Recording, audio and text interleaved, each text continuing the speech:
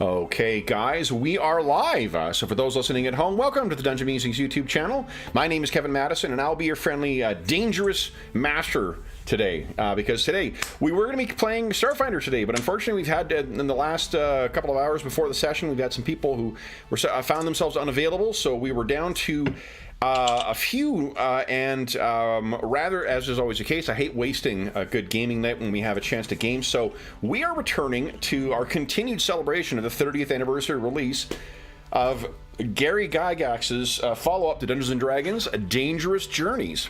And with me tonight are the stars of our Dangerous Journeys AirSats marathon. You know, I mentioned at the end of last session that it would take 3 sessions before I made a channel in the Discord server for Dangerous Journeys.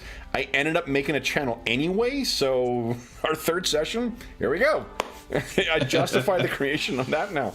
For those who aren't familiar with Dangerous Journeys is a game that was released in 1992. It was the result of 6 years of development by Gary to create a different role-playing game.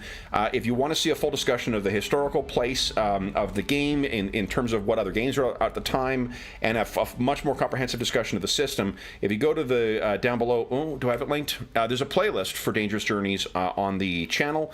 You can go there. The first episode is like an hour of discussion about the historical situation of the game, so feel free to learn that there. Otherwise, all you need to know is that Dangerous Journeys was sued out of existence within about a year, and then shortly thereafterwards, the company that was publishing at GDW, which was a really big publisher at the time, went out of business. However, this lost gem is something that I have continued to polish now that I've discovered it. It was a white whale for me for a number of years, and I'm really enjoying it. And we have 2 folks who have decided to take this dangerous journey with me. Guys, why don't you tell us, I'll do the introductions. Why don't you tell us who you are playing? And I know your extensive history with Dangerous Journeys consists of 1 session, because I was there for it 2 days ago. So we don't need to go into that. First up, we've got Andrew. Who are you playing tonight? Hello. I'm Andrew. I believe I'm still playing Gwen. Yep. Yen's daughter. Yeah, I'm looking forward to learning more about this about some dangerous journey. Nice. And joining Gwen is her her stalwart traveling companion, the well-traveled monk. That's a character, but it's Jeffrey. Jeffrey, who are you playing tonight? Hey everybody, I'm Jeff, and I'm playing John, and she likes to drink and find adventure. Oh, and she's a monk, if that matters to anyone at home. Yeah. All right, so guys, where we last, at the end of our last session, first off, what happened last time, guys? And if you'd like, let me, I'll grab everybody and copy. I'll bring you over to. Oh, that's there we go.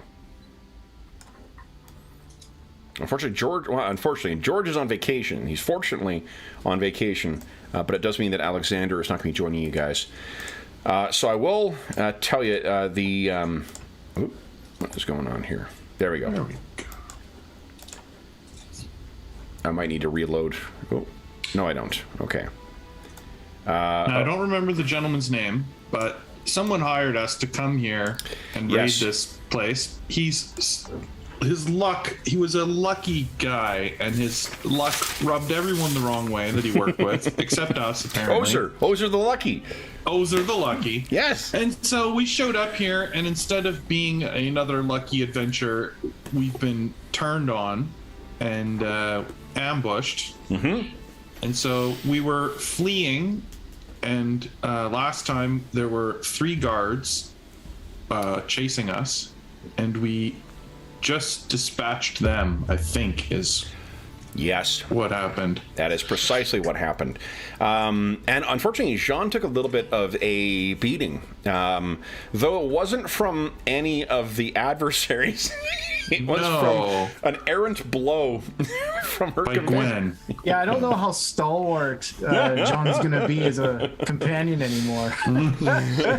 So one of the things I mentioned is Jeff does not have it yet, but there is a copy of... I guess first off, I will say a huge thank you to everybody who puts up with the ads on our channel, who supports us on Patreon, who buy stuff from the Dungeon Musings Redbubble shop.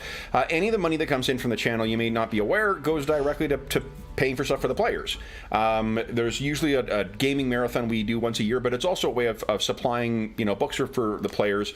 And we have 6 sets of the Dangerous Journeys Mythus books that are making their way slowly to different players. So both Jeffrey and Andrew will be getting copies of the Dangerous Journeys core rulebooks, and that is in thanks to the kind viewers who put up with the ads in our channel, who support us on Patreon. So thank you so much for helping us with that. But if you did have that, Jeff, what I would tell you is if you look at Jean's the PDF character sheet as well, and actually let me open these up. Let's see here. I can use my priestcraft? Is that the... Yes, you absolutely can. Because priestcraft. Now, what is your chance with a? Let's see here. I think it's grade 1 or grade 2 casting. 1 is 96 and 2 is 64. Okay. So, and one thing that I fucked up last time that Darren pointed out, you can spend Joss to affect the DR of a skill check, but you can't buy an automatic success.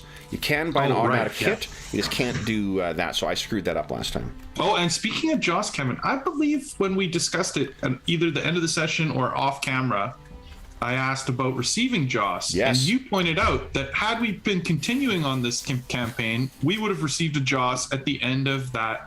Yes, you would have. So you each can add yourself 1 Joss back, and one of the house rules I have for the game is that at the start of the session you add 1 Joss as well. Nice. Joss is the narrative meta currency in the game, if you're not familiar. I mean, I know how well known the specific mechanics of Dangerous Journeys, a game that's been sued out of print for 30 years. But I think that what I would add is it is the most versatile meta currency that we've ever had. I've ever played with. Yeah, it is fantastic. Yeah, I think I'd have to go through to see what the list is. The hero points from DC Adventures or Mutants and Masterminds 3rd edition are pretty versatile as well. But I don't think that even they are as flexible as this. I'm almost certain I've never seen one that could allow you to choose max damage with a weapon. Yeah. No, that is crazy. An interesting feature. So, there is a skill, or there is a spell. It's on page 112 of Mythos Magic. Not a spell, forgive me, it's a casting. There's a casting called Minor Healing that you have access to as a grade 2 casting. It is a formula, which means it requires 2.5 minutes for you to actually cast it. So it takes a while for you to get it off. If you're successful in casting it, though, you gain... you automatically heal back. It costs you, I think, 35 Heka. Yeah, 35 Heka. And it heals back 2d3 points of damage per 10 steep for the caster. What's your priestcraft? Like 23 or something like that? Or I was opening your character sheet. Hold on. Hold on. I just got to go to the skills tab. There we go. Your priest 32. So it actually would be 6d3 if you're successful in casting it. Okay. I think that we would not. There's not a time I need to do this, right? It's not like some other game. So we could move away. We got to move away from these bodies, and our plan, I think, was to go deeper into the woods. So you thought for a moment there you saw a wizard that just tried to blow Gwen away, but he just sort of ducked off back into the shadows and has run off. So Lord knows. Now, one thing I will say is just so we can. It's in. Unfortunately, I sent you guys the character sheets in PDF, not in Word documents, so you can't change them. But technically, Gwen, your combat activities physical, maybe you can change it on your Roll20 sheet. That would actually, I think, because you rolled that special success last time, I'll let you add 2 to that, so you can raise it to 37. Criminal activities physical? Yeah. Yeah, I think we chatted about it because I did raise it to 37 before the end of last session. Okay, perfect. Yeah. And no one else had any special successes or achieved some specifically difficult activity. So what we see here, guys, is at the darkened pinch end of the valley. This abandoned settlement is just being the followers of who will soon be known as Ozer the Unlucky or Ozer the Betrayed are just getting fucking slaughtered here. So what do you guys want to do? Yeah. I agree. We need to get away from. I believe our plan was to head deeper into the valley. Yep. And at least find somewhere to hide overnight, or until the smoke clears from this ambush, so that we can then plan from there. But okay, so let's hear. Do you have any? I think it's going to be. You don't know where there's a path necessarily, so it's not like you're trying to follow a specific path to get somewhere. So you've actually got, Jean, an ability called Nature Attunement, or a skill called Nature Attunement. Let's see what that does quickly, just because I see if it gives you some sort of benefit for navigating in the woods. I know that Gwen is quite good at survival. Knows a thing or two. Mm-hmm. Okay, here we go. One of the spiritual abilities. Now, Kevin, something we talked about off camera before, we were talking about character creation, and we talked about quirks and anti-quirks. Yes, we haven't actually rolled those. I didn't roll any for these characters. Would you like to? Oh, you didn't? No. Yeah, that'd be super cool. Okay, let's do it. So what I'm going to be turning to is, let's see here. It's kind of like a feat, but it's not a feat. It's more like a it could be a gameplay only thing or a role play only thing. Yep. It's just from a random chart of something interesting about your character. The quirks are positive and the anti-quirks are quote unquote negative. They're Absolutely. So why don't we do this? Well, why don't you guys each give us a percentile roll, please? Let's see what quirk your character has. 50 for Gwen. Straight in the middle. Straight in the middle. 50. You are a natural Heka channeler. You have a reserve of 50 Heka points, which can be drawn on, and this reserve regenerates every 24 hours. Wow. That's pretty cool. That is crazy. Would that go under my Heka? Yeah, under your Heka. So what? It's kind of says 0 out of 67. Because you actually have. Where's your? Yeah, because you got an ability called Endurance. Endurance is actually a physical. It's sort of an inbuilt focusing. It's a supernatural toughness. So you're getting Heka to start with from that. You also have 50 extra from this. Oh. Yeah. Okay. And then Jeffrey, I'm not sure where to. I think there's a tab that's like background or something like that. Power miscellaneous. Well, I'll see if I can find something. We can record it somewhere. 1D100. Here we go. Let's see here. Oh, quirks and counter quirks right there. Oh, there 78. 78. Lie detection. Persona has a base 20% chance of detecting lies.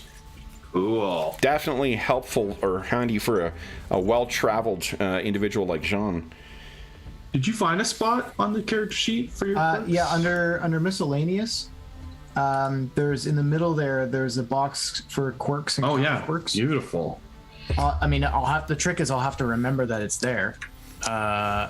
Fortunately, yours is sort of a background thing. So if you adjust your current Heka, you said you got 67 to start with right now? Well, the thing is that the sheet itself there's a text box that I can edit and it says 0, and then it's a dash out of 67, but the 67 I can't alter. No, you have to, because there's auto calculations done. Just put it down as 100, your current Heka as 117 then. There's no bar for it. Right. I could just, and it's Is adjusted from detect lies a actual skill, or is this like a special skill? No, this is just an ability. Now? This is independent of this, is that you have a 20% chance of detecting when someone's telling you a lie. You will also have a chance of, seeing that through your mental perception. Then, why don't Gwen give us a percentile roll for your counter quirk? Here it is. 33. 33 gives us low tolerance to alcohol. Wait. I love it. Gwen is a sloppy drunk. You know what? Maybe, yeah, sloppy drunk for sure. Constantly getting the brawls, which totally makes sense. Maybe Yeah. that's how we met. Yeah, the secret is Gwen fucking started the brawl that we met in. For all the talk of like Jean being the one who was like getting in trouble because of gambling, no. Gwen fucking started the brawl. That's awesome. All right, so give us a percentile roll. Jeffrey, let's see what Jean's 43. Poor sense of humor. She got a sloppy drunk and someone who can't take a joke. Oh, no. Yeah, no wonder. That's You probably insulted the other someone. half of how we got in the fight. Yeah. Jean, this is the part that neither Jean nor Gwen remembers. We started the brawl by you insulting me and me fighting you, and we. I don't know. Anyway, It could be. Maybe like Gwen made a drunken joke at Jean. Jean didn't take it well. You shoved Gwen back into a table that knocked a bunch of Vikings up, and then they got I up. didn't know it was her, and Yeah. I just like punched the first face I saw. Well, and what I'm picturing is that you guys started fighting each other, and then while you because Jean's Ended up fighting the whole bar. Well, just it, and then like the whole bar was turning on you guys, and you guys ended up being the only one standing at the end of it, and you're like, Oh, amazing! Yeah. Thanks everybody. It's been a great night. I think that is fantastic.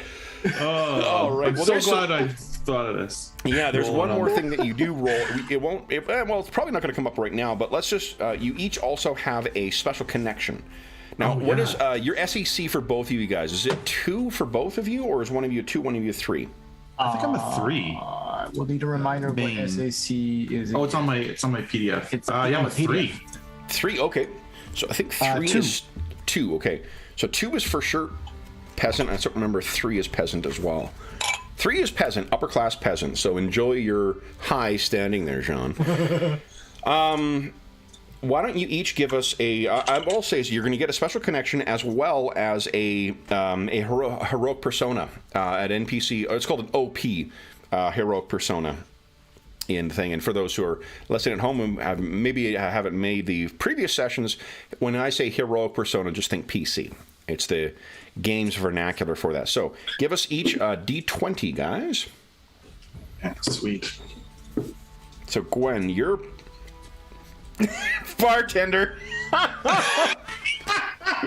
That might be how we're not guys. banned from the bar afterwards. So there's a bartender Oh my in one of the, God. and I'm picturing sort of like the major, like the port that you guys hired out of when you went to work for Ozer the Lucky. It's the sort of the Norgan, like the central place where it's the most cosmopolitan of the ports in Norgan.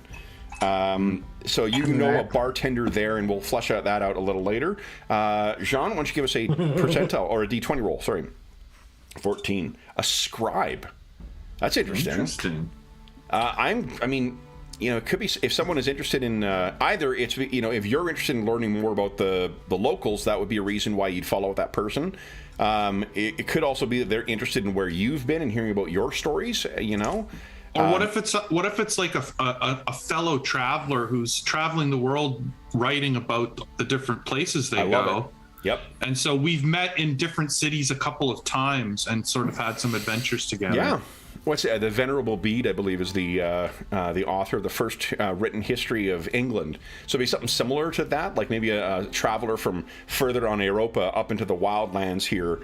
Yeah. So cool. All right. So we got a scribe, and you guys start thinking about what your connection, the particulars of those are. And then Gwen, give us another D20 roll. Sorry. This is oddly the only time I think one of the only times you're using a D20 in this game. Your OP heroic persona contact, a pirate. So you know a full-on Viking. Oh, Fucking- nice. So hold on. My low key contact is a bartender, Yep. Yeah.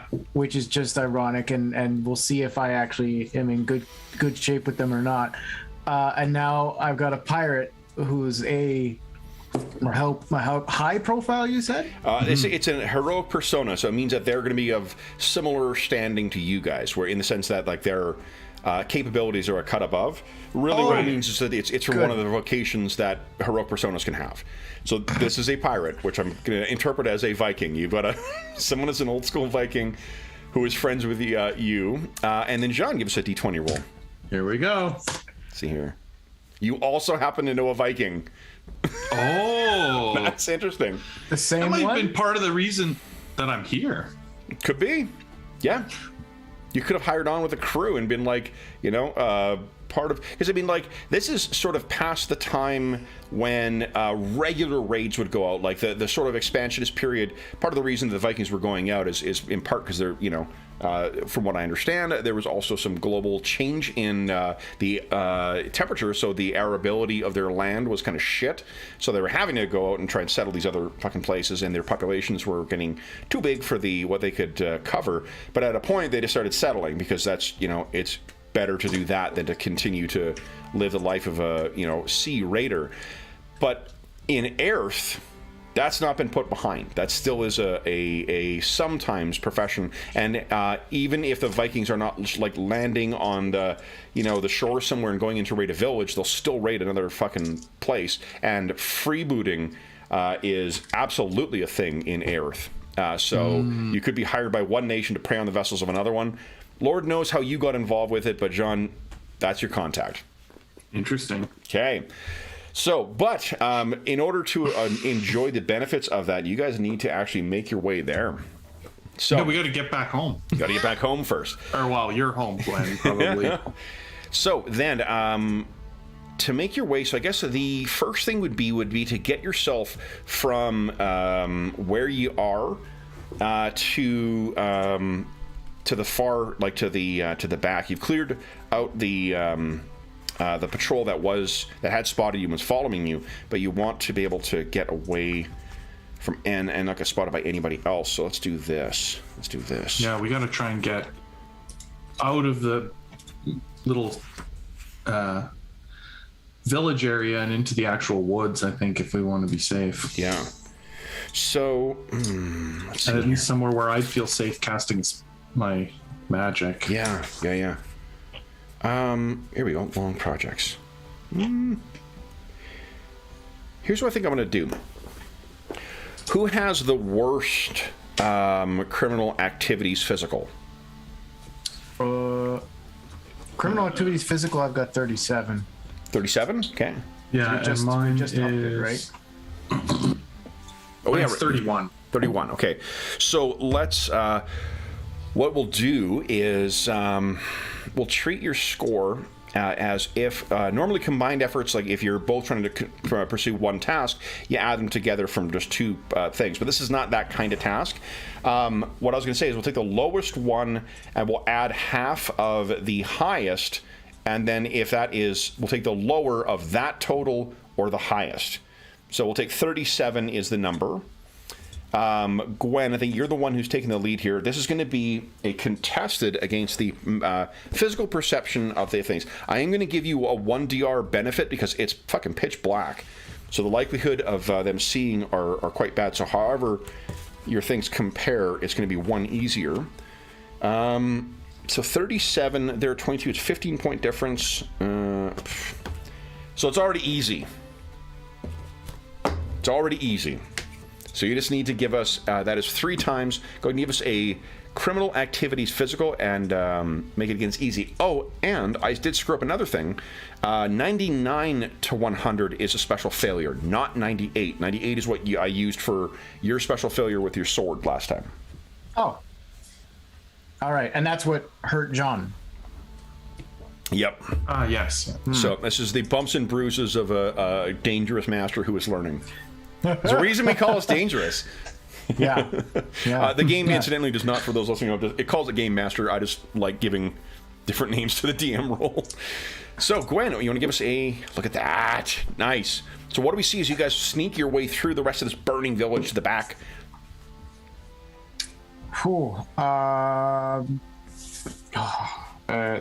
Crap. Sorry, brain not functioning. Well, I mean, so I think, she's sticking to she's tall. I think she's having to stick to larger buildings that are still relatively in shape. Yeah.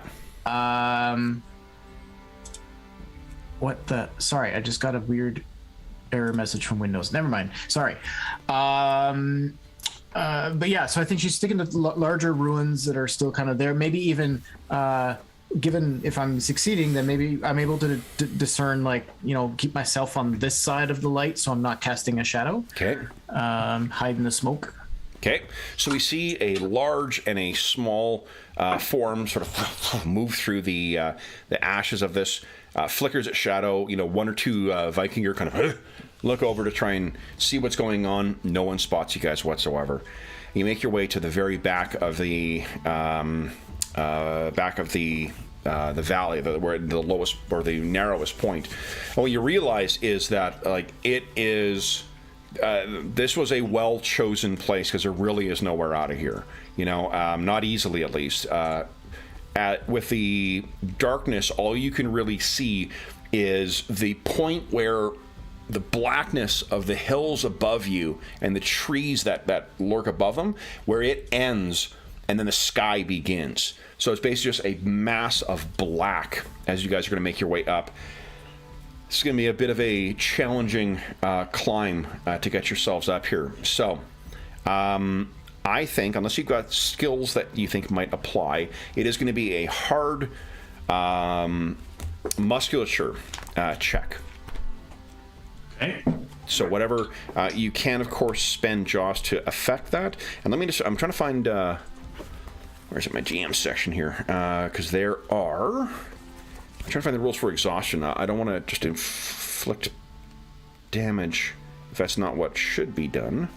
But if it is what should be done, well, then I'm going to do that with a plum. Here we go. Starvation, poison, madness. Oh, there's all sorts of good stuff in here. My goodness. Let's see.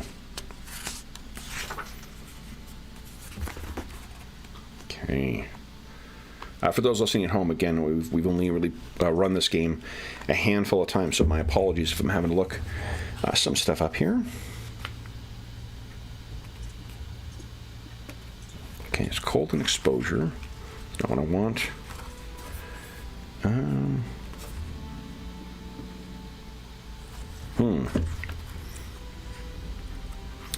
We know what I'll do. Is I'm going to say,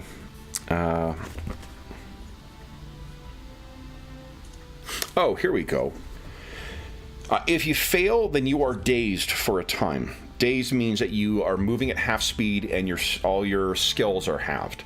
So just that will be your exhaustion. So it is, give us a hard check, guys, to reflect the brutal climb that is going to be before you. And on the Roll20 sheet, I can just click beside the button. I don't think you. Muscular, I can't remember if you can or not. I don't think when I checked it before, when I initially came in here, I think that some of them didn't work. Okay, so I should just roll. You can try it. I mean, we D100s. see what happens. That's cool. I can roll a percentage die, and I'm trying to get below. Oh, yeah, that probably. Oh. So it did roll a dice, and it gave the result of 0. I think it's coded to be like success failure, where 1 is supposed to be success. 0 is failure and 1 is success. Yeah, it just didn't work out. So okay, I'll just roll D100. Oh. Well. Okay. So nice. well, I mean, no, yours is good. Remember, low. Right. Yep. So, Gwen, and your musculature is what, 40 or something like that? But muscular is 57. Muscular is I keep saying musculature. Muscular is 50. Okay, so then it's not quite a special success. Zhang, though, this is what's the difficulty here? What's the struggle that's making it so hard for you to get up this damn hill? I think that it's the darkness. I just think that I'm not used to this, and early on, I sort of slide on the hill a bit, and it's like a case of like, you don't really hurt yourself, but you bang your knee and it smarts a little. You twist your ankle just a bit and it hurts, and you grab a branch and it's just the leaves slip through your hands, and now your hand is red. Like, you're not really hurt, but everything is just sort of a struggle. Yeah. So you guys do manage to make it to the top, to the crest of this, and you can see that there is, it's going to be as difficult as the climb up was. The climb down is going to be equally as treacherous. But at this point, John is just bagged. And I think you can actually click on dazed at the top of your character sheet, the first thing, and it should automatically apply those penalties. Dazed. Oh, there, yeah, I see it. Now, because there are also some guys, I have yet to encounter a weather chart that I don't love.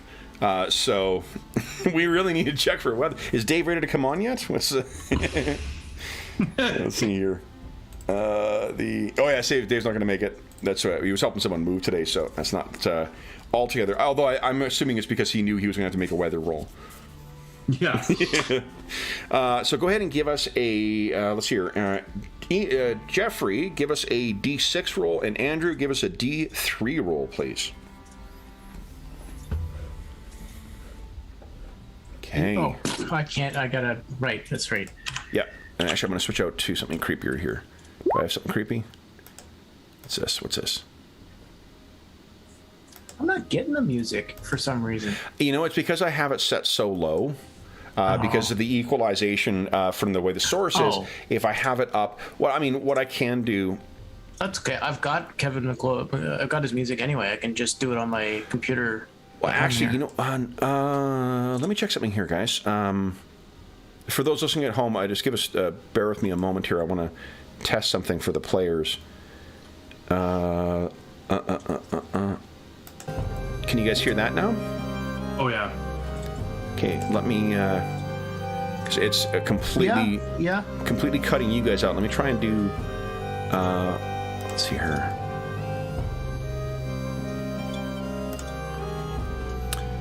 Where is it here?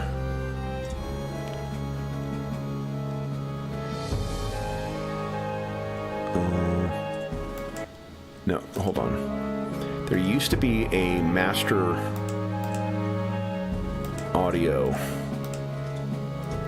where you could adjust the your own personal audio. Is it still loud for you guys? It's still pretty quiet, but like. Oh yeah, under audio and video there is. Yeah, I found it for myself. Master music volume. Let me see. Yeah, it fixes. Can you guys hear it clearly on your end? Yeah. Oh, yep. Now it's good. Yep. Okay, that's great. And it's not perfect. I just figured out a way how to. Great. Now, so I'm not. You guys can actually hear the visual or the audio effects, as can the folks at home, and it's not going to drown out your.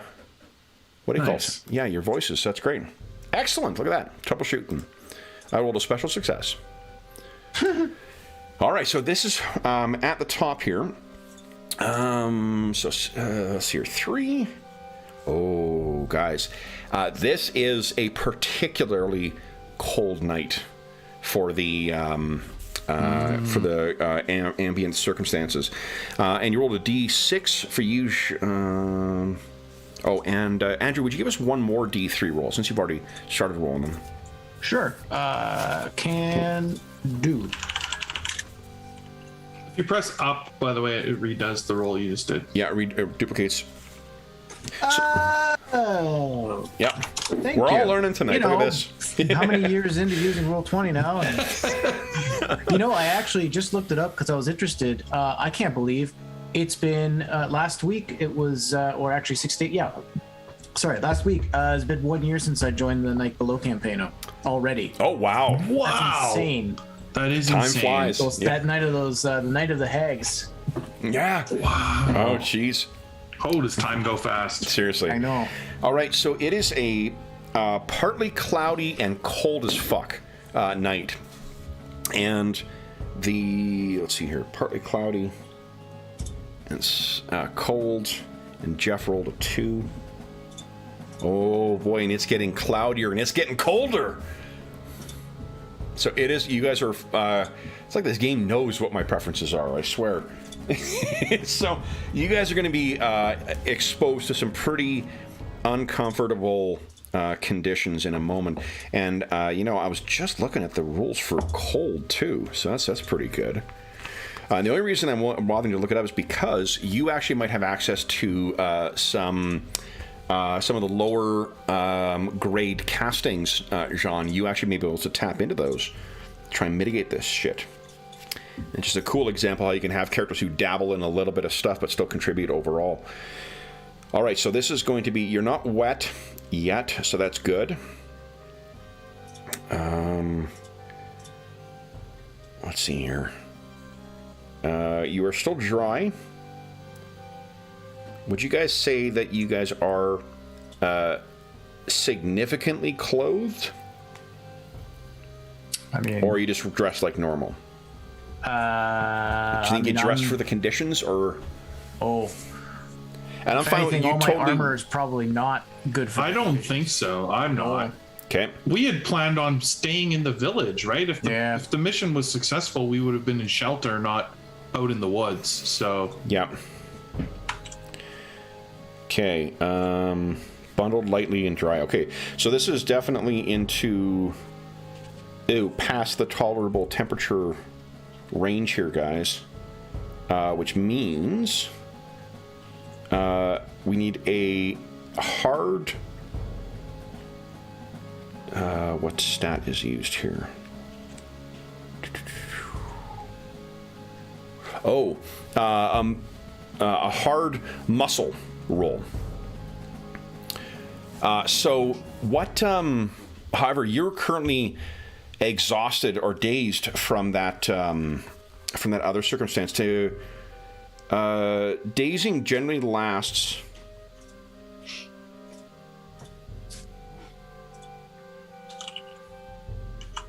Let's see here. I got some good news. Once you're dazed, you can't get more dazed. That is good news. So I think what you need to do is you need to spend time in an ideal temperature, like a comfortable surrounding, in order to, comfortable, like it says, within your ideal temperature range. So like creating a fire would do that or whatnot, for as long as you've been exerting yourself. I think it's probably like maybe a half hour, 45-minute climb to get to the top of here. So you just need to spend half an hour, 45 minutes in a warmer environment, and you won't be dazed any longer. But unfortunately, because of the coming on cold, we do need you to make another muscle roll, and because you're dazed, it's going to be halved right now. So you can spend as much Joss as you want on your rolls, guys, if you choose to, or you can just roll and see. The consequences of failing this are dazed, but what it'll do is that it'll just stack up how much longer you need to be recovering, Jean. Okay, yeah. Nice, Gwen. Is that... You're good? Yep. Okay, so roll 1d100. I mean, as long as I get underneath my musculature, my muscle, I'm okay, right? Exactly, yep. Yeah. Yep. I'm okay. Yeah, and I need to be under half now. Under half, yeah. You could spend Joss to reduce the difficulty. Oh, so close. Oh No. shit. Okay, so you're going to continue to be you're dazed. You can't get more dazed, but you're going to continue to be more affected by this. So you're going to keep adding on time until you get yourself in a warm environment. Gwen, you can see that John's not doing great right now. So what would you guys like to do? Oh shit! No magical castings of any sort can be employed while you're dazed. Okay. Dazing means all your back totals are 50%. Your speed factors are increased by 5, so you're adding any initiative. If you run into trouble, you're going to subtract 5 more from whatever your initiative score is. No magical castings can be done. Difficulty ratings are all increased by 2. Holy crap! Can you spend Joss to get rid of daze? Oh, maybe. Because like... Yes. Spend Joss to negate the effect of shock, permanent damage, or daze. Do you want to do that? Now let me check for the duration. I would, because like the rules for Joss are 2 pages long, I put summaries on the No, you know what? I think it's interesting to have it right now, and it makes this journey in the a little more dangerous and interesting, and I can always spend it to get rid of it if we need a heroic moment of where she pushes past the pain of the muscle cramps, you know? Yep, love it. Okay, so let's just, I've got the rules for Joss in front of me. Let's just quickly look this up. So one of the things we talked about for those listening at home last time and before we went on is that it's one of these games where everything is front-loaded in complexity. So it's once you learn how everything sort of works, you've got it, and that's the level of complexity the game's going to be going forward. It's just a matter of getting yourself to that point.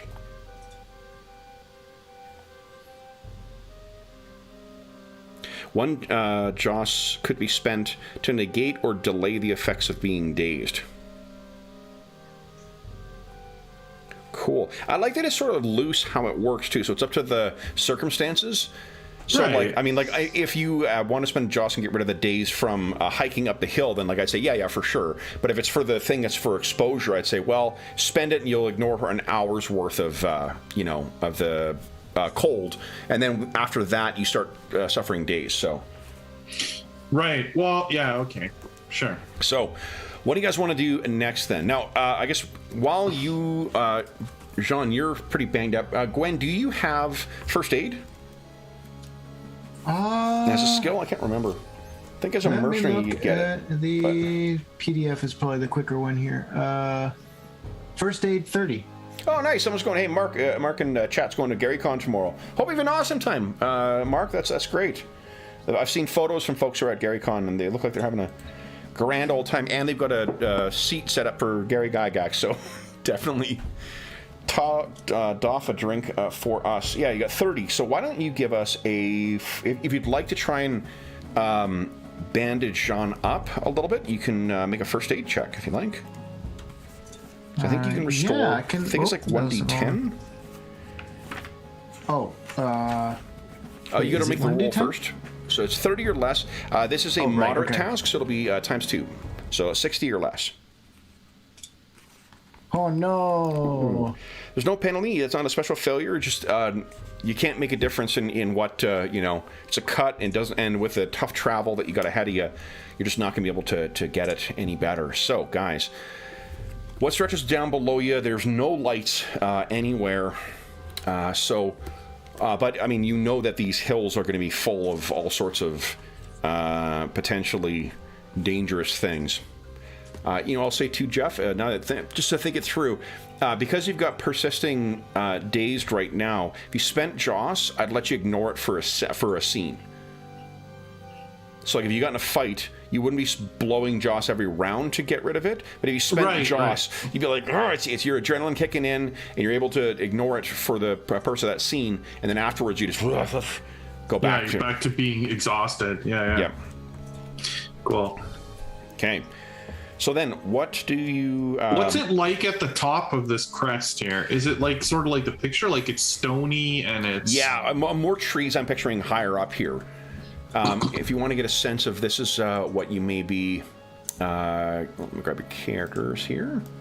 I think we have to get down the other side a little bit before we light a fire or anything like that, because if we're at the top, we're sending a smoke signal to our... That's sort of what I'm picturing you going down into on the far side.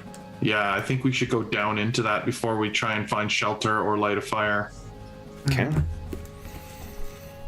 Okay, so I guess we have to make this dangerous Down climb into down. it, and probably like deeper into the woods too. Okay. So this one is not going to be muscle. This will be neural, physical neural. Uh-oh. Because this is going to be a little more like nimbleness and whatever. And Jean, that means your difficulty is bumped up by 2. It's a hard one normally. Your things are halved, and then it becomes difficult, very difficult. So it'll be a quarter of whatever a half of your thing is. A quarter of a half. Yeah. So what's Jean's neural? Let's see here. So her neural is. Oh wait, what? I'm triple penalized? Yeah, well, because your stats, your back. Oh no, it's only your back, which is not your steep. Back is your attack things. So just your difficulty. I'm screwing up the distinction that the game makes between skills, the knowledge skills, and back, your attack rating. Oh, okay, yeah. Yeah. So like what it is means is that you use your normal 55, but instead of being a hard, just rolling against your number that you got there, it's going to be against very difficult, which means it is a quarter of your current thing. You could spend Joss to improve that if you'd like. What do you think? So I need to try and roll under 1 quarter of 55. Yeah, 1 quarter. So 55. That's what 12.5 plus. It's about 13. Yikes. What do you think? Yeah, and every Joss I spend just doubles that. Exactly. Yeah. I think I'll just take the penalty of whatever I have to do to get down at this point. Go ahead. And is it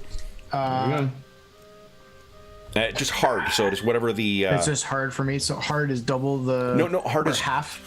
No, hard is always the flat, whatever the score is. Default is moderate is times 2, easy is times 3. Hard is always just whatever the roll is. Do you round up or down in this? Down. Okay. It's irrelevant. That sucks, because a 56 gives me a 14 and a 55 gives me a 13. It's right at the I practically feather fall down this hill. Yes! Hey! Nice! All right, so it is some treacherous moving as you're making your way down this. It probably takes as long, if not a little bit longer, to make your way down. I feel like maybe that, like, given that it's Gwen's fault that Jean was hurt in the first place and she feels like she's contributed to this, maybe, like, because I rolled so low, if I may, maybe, like, Gwen is helping, I'm helping her down and we're, like, you know, helping finding footholds and whatever. Like, it takes us a few extra minutes to do it, but I don't know. Okay. Would you... Let's see here. It feels bad. Andrew, give us a D6 roll, please.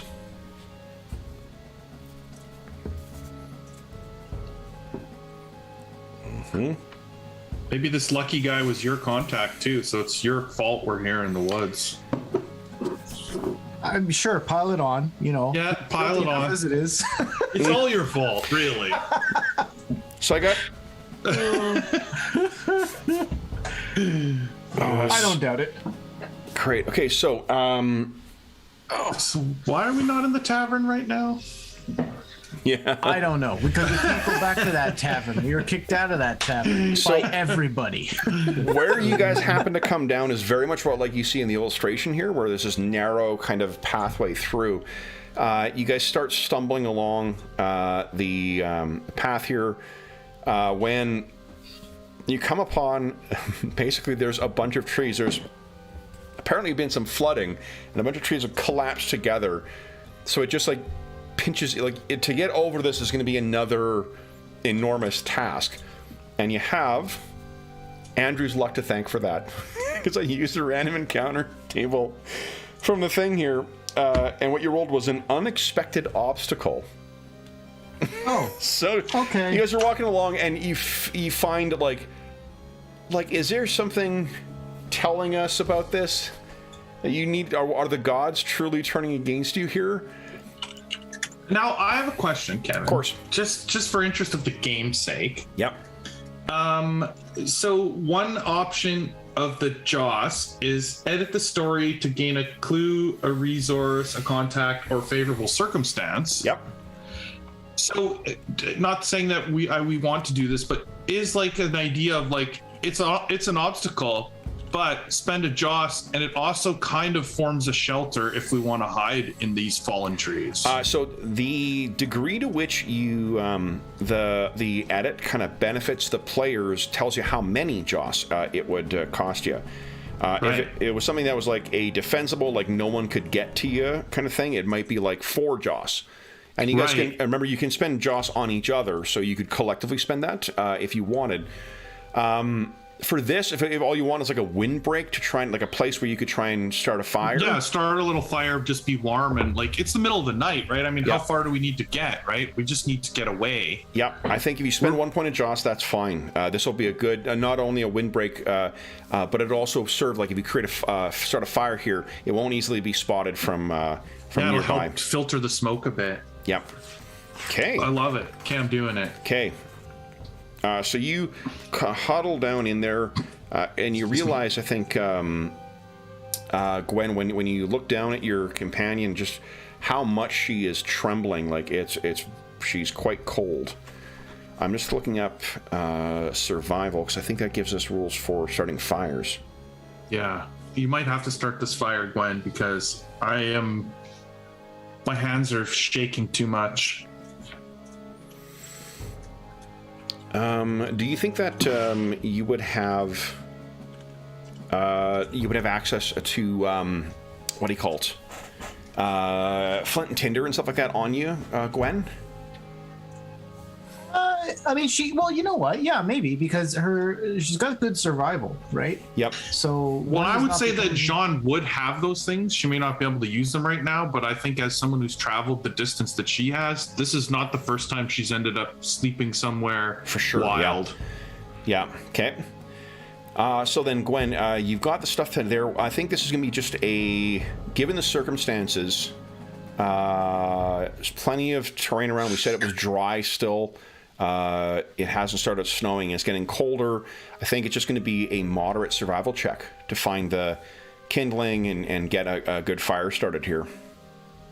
All right. I keep forgetting that the skills are ones that I can actually use the character sheet for. Yeah, skills are really the only thing that the character sheet is useful for. Survival's in the bottom third. Yeah. Yeah. And tracking stats. It calculates the stats quite well. Oh, no. Okay. Oh, no. So I didn't start the fire. Yeah. What you, I think what you find is just that, like, all of the, like, there must have been a substantial snow and a melt recently, because everything is fucking soaking wet. So, anything else you guys can think of here? So, how does this work now? Because, I mean, I have a terrible chance of doing it, but obviously I can see that Gwen is not having any luck starting the fire. Can I also try it, or how does that work? Yeah, I mean, it depends on sort of how we read the circumstances. Normally, like with any game, I sort of require there to be a change of circumstances before you, for someone else makes a try. Or what I do is I bump up the difficulty by 1. But this game generally says, like, if you've got a reason for someone else trying it. And what I think might happen is that, like, as Gwen's grabbing all this shit and putting it together, you're realizing like her hands are just frozen. You know what it's like? I mean, we've all grown up in Canada, so you know it's like when you're trying to do something fine after you've had, like, you know, the insufficient gloves on or the insufficient mittens on when you're out in the cold and you're trying to do that fine detailed work and you're just like, I can't fucking do it. Yeah, I can't get this to go. That maybe is what's happening with Gwen, is just that, like, her effort to try and get this thing going. So what you could do, Jean, is you could try and give us. You've got survival as well. Yeah, I have a decent survival. It's not awesome, but it's 27. So it would be moderate is the difficulty for this task, which would be 2 times your thing. But because you take a penalty of 2, it means it goes back to hard and then back to difficult. So it's half of your skill. Rounding down. Where the heck is it? Oh, there it is. You know what I'm going to do? I'm going to take I'll take a scan or something of the difficulty chart so we can have it as a... Ooh. Okay. Oh, that was a terrible roll. What'd you roll? A 32. I wouldn't have succeeded on a normal, so... Okay. So that's... Yeah, you're just having a hell of a time. You can sort of, like... You know, in the... I mean, it's getting cloudier, too, so you can barely see each other in this stuff. You guys may be sleeping here through the night without any heat now. So then, Jean is already... Oh, boy, you're already frozen. Let me see here. And you know what would be just like, I don't have rules for this, but you know what would be interesting is using to fit the sort of pulpy thing of you, like brandy, to try and get yourself a bonus to the, you know, improve your DR by 1. Yeah, totally. For the survival, for the whatever check, the muscle check. So I'm looking for cold here again. Let's see here.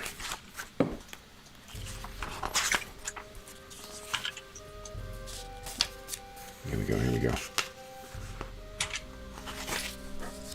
Temperature. It's an interesting learning experience, too, because if I would have spent the 1 Joss at the very beginning to stop the first days, then this, like, spiral wouldn't have happened. Oh, absolutely. Yeah, that's true. So like I wouldn't have failed the second roll, and I wouldn't have, you know what I mean? Like and now, even just now, I would have lit the fire. Yeah. Like every failure I've had has been based on that. So here's what you're gonna get, guys. This is So it's cold. What's going to happen is you guys will take... so it's 1 damage per AT of exposure. AT, an action turn, is 5 minutes. So what I'll say is there's going to be an hour that will pass while you guys are sort of waiting here. You will each take... This is physical damage. That is, what, 12 ATs in an hour? 12 times 5 is 60. Yeah, okay. So you take 12 points of damage from his cold. And you guys can try, once again, to try and get this fire started. You can both refresh and both make the moderate check again. So you should be able to add that damage to your red bar. Whoa. Yeah, I was just looking on the character sheet, but I don't... Oh, there it is. Oh, that's... Yeah. You can add it to your token. If you add it to your token, it'll track there. On the red token? The red bar in your token is your physical damage. Right, okay. Yeah, and it'll track. Sorry, how much did you say I'm taking? 12. 12 points of damage from that first hour. So, Zhang. All right, guys. So, who would like to make the check? I mean, this is enough. Gwen, I'm guessing you're making the check. I feel like, yeah. Okay. Give us a moderate survival check. Moderate. No. Come on. Go. God, Oh, no. dang it. Look at that. Look at that. 36. Oh no, that's just my steep. That's not the roll. That's the Yeah, your roll. No, I did No, roll you rolled 36. 3 over. You rolled 3 Yeah, over. roll where you needed to 75, be. 3 over. So Well, I might as well try. yeah, I heck should yeah. have spent the Joss to automatically succeed. Can't do that with skills. Oh, okay.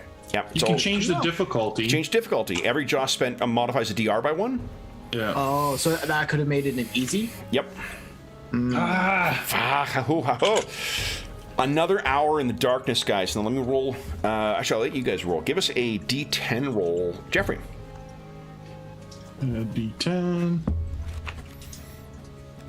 Deuce. So you're sitting, shivering over this fire for another hour, trying to get this thing started. I can tell you, so there's a lot of fun, like very Gygaxian counter tables or other random tables that are at the back here.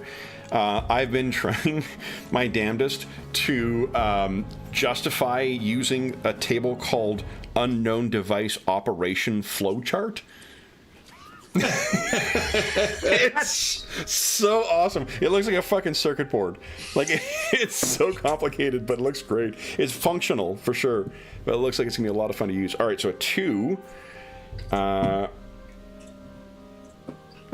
So you are, yeah, like, I mean, it feels like it's been longer, but you've been several hours out here.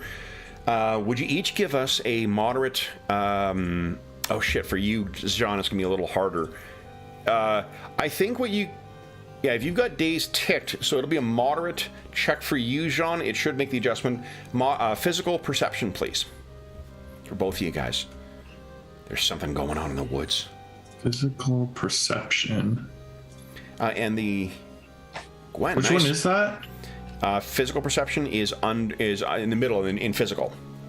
I think the top is mental, middle is physical, bottom is spiritual. In the Roll20 character sheet. And then So which one? What? What's perception? Perception physical. It's called perception and physical. Let's see here, Jean, did I forget to put it on your character sheet? It's one of the automatic skills that everyone gets in the character sheet. Did populate. It's like 3 up from survival, Jeff. Oh, it's on the skills thing. Yeah. Oh, sorry. Yeah. I'm on the wrong tab. I'm on the wrong tab. No, it's not like Roll20 or PF2. Because in fact, it is very much like Roll20. Yeah, it's very much like Roll20. And a moderate chest. So it should make the adjustment for you with dazed. Let's see. There we go. Okay. And it did the calculation properly, but you failed. So Gwen, you guys are working away. Maybe it was Jean's turn where she's trying to get this kindling going, but it's damp leaves that you're using for this stuff. It feels like a hopeless task when Gwen, you hear it. The howls of wolves somewhere in these hills. Jean, I'll stop her for a second, and I'll look. I'll just try to like. I don't expect to hear him again, but I'll listen again just to like verify. But like, pretty sure I know what I heard. Yeah. So you're listening out, and you hear a call from another one that sounds closer. Jean, I just checked to see what your role was. I think even with turning and focusing, like the only thing you can hear is the pounding of your heart in your head. Like it's that kind of like almost going to throw up pressure headache you get at the end of a really hard run. So you're just, but Gwen, you can hear. Give us a, let's see. I mean, navigation would be appropriate. If you got a skill, I want to see.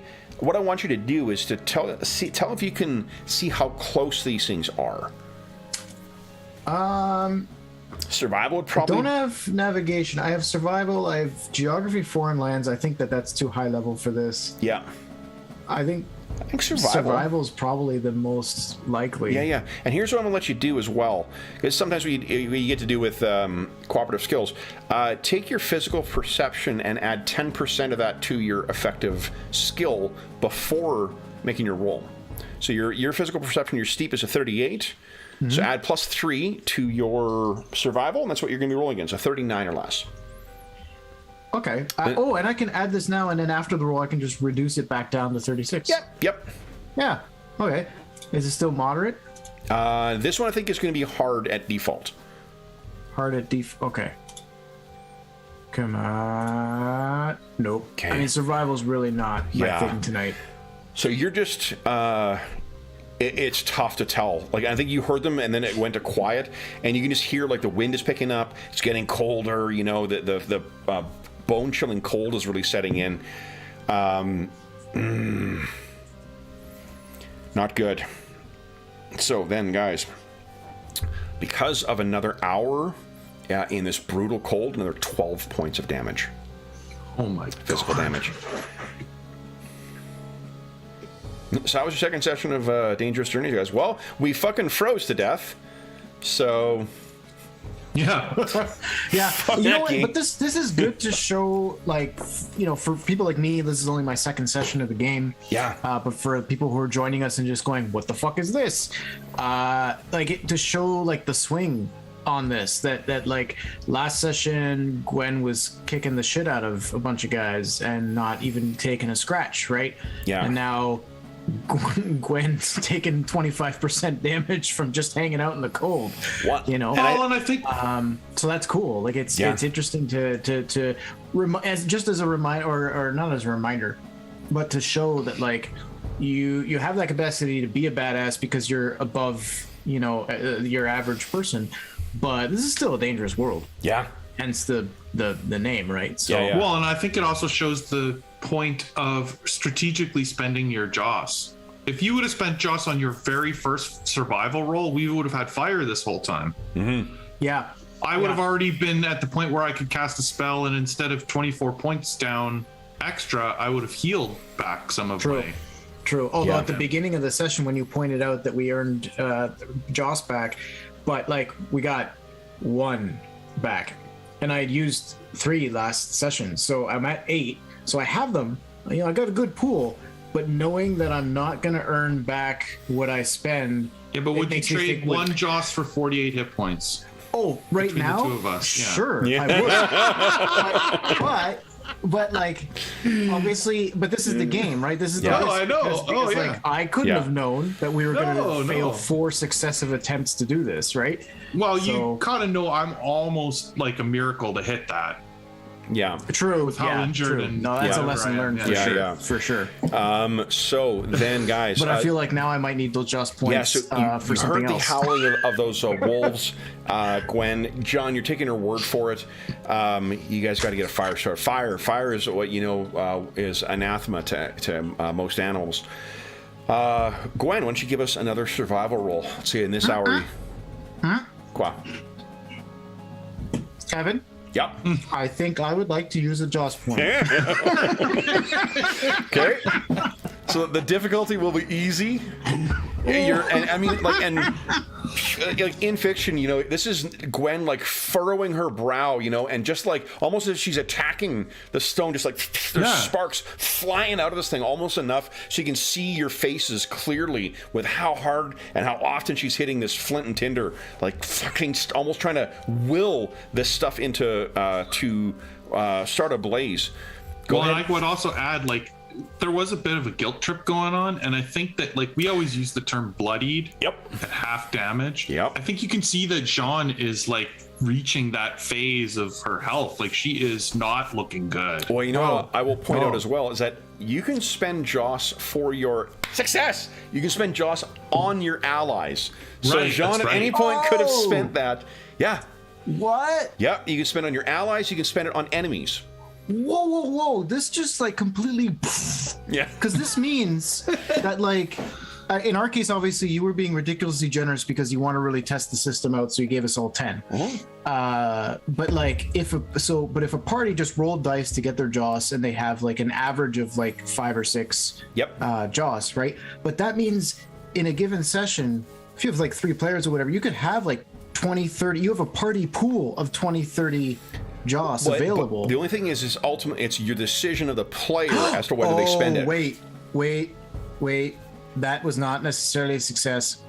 Why? What'd you do? Because you just said a few minutes ago, I cannot use Joss on skill checks. No. It changes the difficulty. You don't get an auto success. You can spend Joss to adjust the difficulty. Each Joss spent modifies it by 1. You just can't get an automatic success with it. Sorry, I'm getting confused. I keep forgetting there are multiple things you can apply it to in certain, but they have different circumstances in which you can apply them. Okay. Right. So what do we see from our 2 stalwart heroes when that thing finally catches? I think you're going to see Gwen is going to sit back and look right over at Jean with like just a deep look of concern in her eyes. Well, and I think maybe I might smile for the first time in like 3 hours as I like move close to the fire and start warming up. All right, so thanks to your spending of the Joss, you can picture that like what you guys are actually seeing is this comfortable little hovel that is keeping the 2 of you in. You're out of the increasing wind that's coming up. That is really keeping the heat in. If I have managed to find like a little crudgel or something. Nearby, I might also just take that now and like once I'll nurse the fire and try to get it up to a bit more than just a spark or whatever. But like, I'll put that log or that crudgel like in the fire to try to, or keep it at least very close by. Like to try to quickly light it up in case our friends come to visit. So with I think it's a moderate survival check to do that. Why don't you give us a moderate survival? I mean, you know, this is going so well tonight, but we... Hey! Nice. So I think, but let's do this also. Jeffrey, would you give us a D10 roll, please? No. Okay. That hour is uneventful. So you got that fire blazing. Jean is starting to sit by there. So we went, what? You took damage 2 times. 2 times, yeah. So it's 2 hours plus about an hour of travel. So you're going to need 3 hours or 2.5 to 3 hours before you get rid of that dazed condition. Yeah. And I mean, does that can include sleeping, correct? You can sleep during that time, absolutely. Yeah. Yeah, because I'm thinking at this point, we're exhausted. Yeah. Are you both going to sack out, or is someone going to keep watch? To Gwen, I think that Sean is going to sleep. I didn't even hear the wolves, so unless you've been talking about them, I'm just like. I would have. I think I'll have told you about the wolves, but I'll still also like tell you. No, you need to rest. I will watch. I'll take at least the first watch, because again, guilt. Okay. Well, yeah. I love it. All right. Okay. So, Gwen, Jean, you pass out. Gwen, you know, we can see now that you've got this massive fucking cudgel of a good club and you place it in the fire, so it's or near the fire, so it's, you know, ready to go. Settle in. So, our first hour. Now, hold on. I want to check one quick thing as well. it is. What is your musculature, your muscle, physical muscle, John? Actually, for both of you guys. Sorry. So like the muscular total? Yeah, muscular total. I'm 54. 54. Muscular Okay. total. I think you're 57. 57. Yeah. 747. All right. So what that means.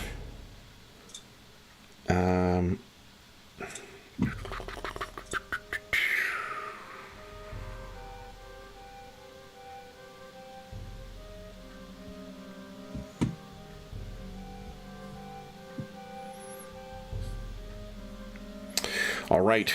So you will each. Oh man, in a 24-hour period. So you're going to start healing once you've you rested overnight. When you lie down to bed the second time, that's when you'll start getting your points back. And because you're cold, or you've got what do you call it? You've exposed yourself to heat now. Once those 3 hours go by, you'll be fine. First hour passes uneventfully. Jeff, would you give us another D10 roll, please? I might use the time to just take out a whetstone and just, fix up my my blade, maybe. I don't know. Yeah. You've got arms and armor, don't you? Yeah. I have arms and armor. Yep. Yeah. Give us a moderate arms and armor check. Let's see here. If you sharpen that sucker up, I might give you a bonus of damage from the first hit. Shoot, I'm not seeing it on the skills. It should be under, I think it's under mental, so it'll be near the bottom. No. Combat, hand weapons, missile, no. So under that section. Mental, I think, is the, oh no, my mental's the top. Mental's section. the top. Yeah, mental's the Mental's top. top. Mental's the top, sorry. Arms and armor, right? Okay, there we go. Moderate check, please. Nice. You're going to have +1 to damage for the first attack that you make.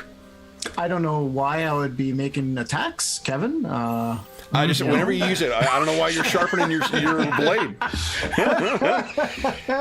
So you make it sound like I might be doing that imminently. Okay, so then, Thank you, that's cool. guys, what? And then I had in my mind on a special success, it would do a 1d6 extra damage. Oh. Yeah, like that might not sound like much, but when you factor in hit location stuff, like that's No, that's, I'd 100% follow you on you get an that. ultra, That's- what do you call ultra vital hit? Okay, sorry, I lost track of my. Okay, here we go. Okay. Nothing else occurs in that hour, so 2 hours into resting now. Jeffrey, give us one more D10 roll, please. Come on. Yes. 3 hopefully hours good again. of restful sleep. We're on to number 4. Jean, you are no longer dazed. Nice. Give us another D10 roll. One more D10. Oh, there it is. The 1.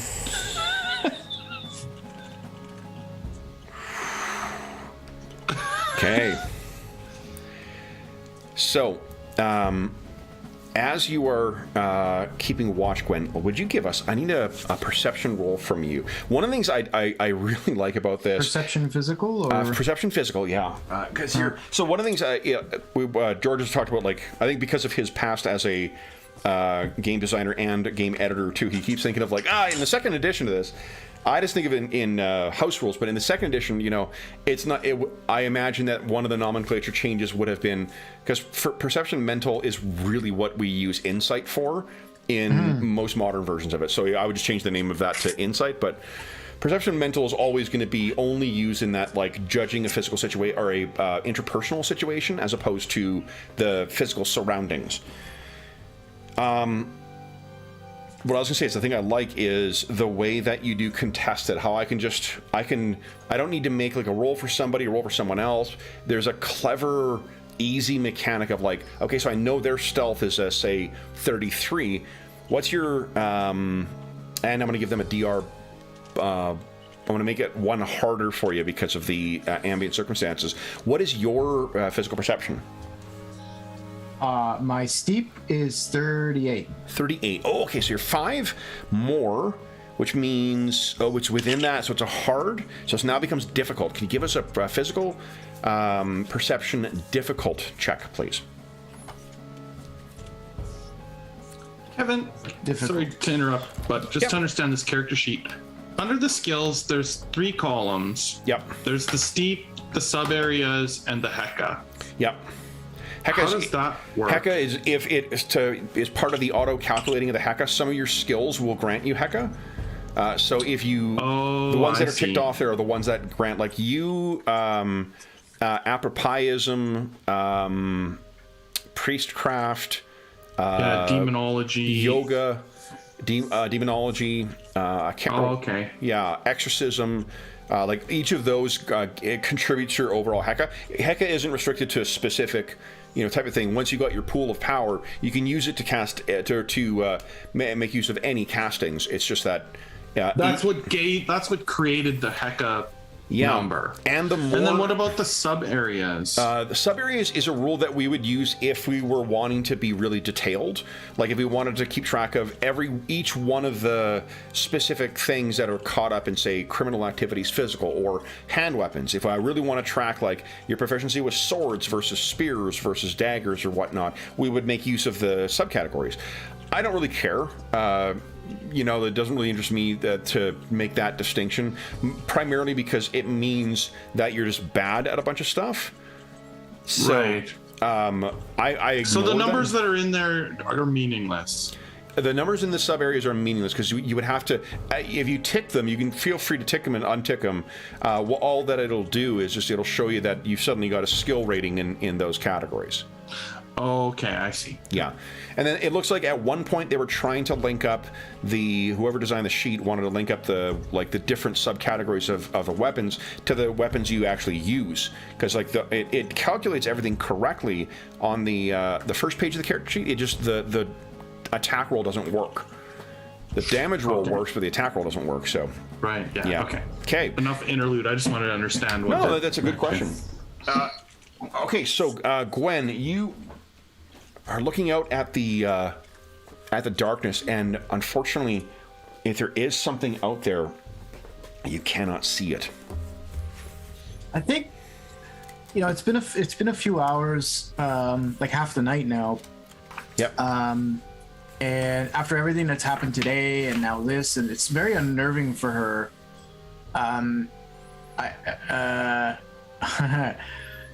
I think maybe, given what we know about her past now, and maybe I think she takes out a little hip flask. Yeah, of course, you brought up the rate. Yeah, and just takes a generous sip. Yep. Just she's getting a little. I'm getting a little nervous. I don't like it's quiet. We heard the wolves. I don't know if they're still hanging around or waiting for an opportune moment. So let's do this. And this fire right now is the only thing that I know is keeping us safe, if anything. So Jean is dead asleep next to you, and you're a big lady, so that flask I think is commensurately big. That's what's your PM cap? Big lady, you in a minute. Is your PM cap like 20? My PM cap? Yeah. Sorry. Muscle cap? Oh, sorry. Muscle cap, PDF, easier. Yes, 20. 20. Yeah, you're as high as you can get as a starting character. What's your PM power? Damn near close. It's 19. Yeah, 19. So, you're as strong and as tough. You're a big lady.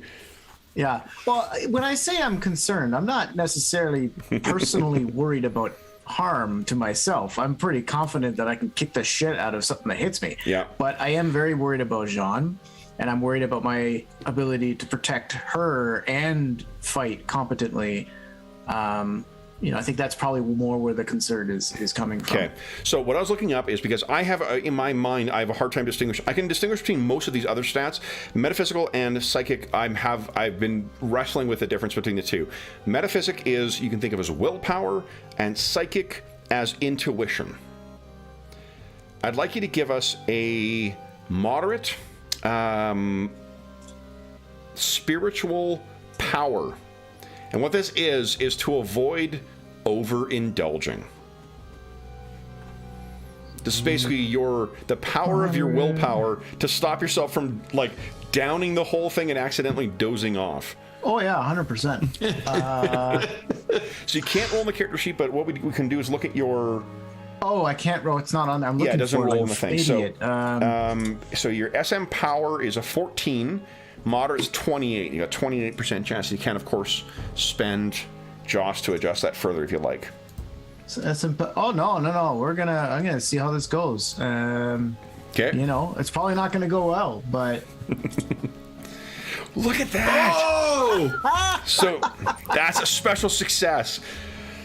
So here's what happens: is you're drinking, and you're about to, with that special success, I'm actually going to give you both a point of Joss back.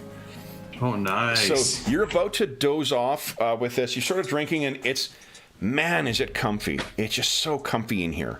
You would not have thought that this little hole could have been, like, now that you're actually in here and you got, a little bit of that, thank God you got some of that hard liquor, that fire water before you headed out.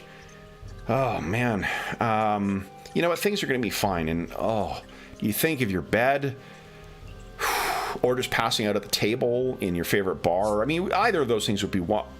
And it's around then when your mind is sort of, you're staring at the fire, you're poking at it, when you hear the low growl. You've lulled whatever's out there into a false sense of security, and you open one eye ever so slightly, and what you can see is 4 pairs of twinkling eyes in the blackness. There are 4 jet black wolves, as dark as the surrounding area, except for their teeth, which reflect the blaze of your small fire. And guys, they won't be so dark and blending into the background when I light them on fire. we will take our mid-session break right now. John, you can't make sure to take your dazed condition off, because you've had your 4 hours of sleep. So if Gwen wakes you up, you're not going to be dazed any longer. And then we'll be back and we'll see what happens with these wolves. So we'll be back momentarily, folks.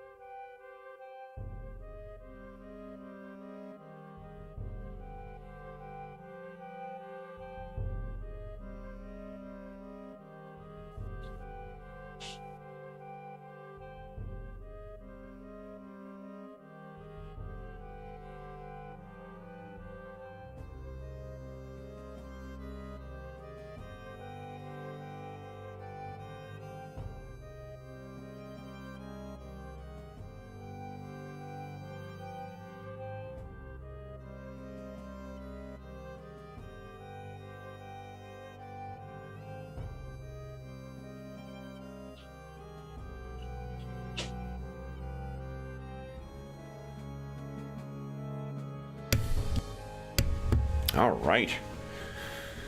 Okay, so I need to look up quickly. We're waiting for Andrew. I saw the rules for fire as well too, because there's a chance of setting shit on fire when you're using a burning brand. Okay, let's see here. Let's see.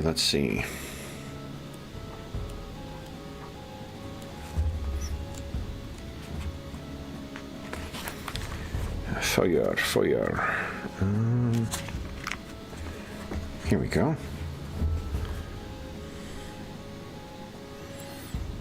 Okay, cool.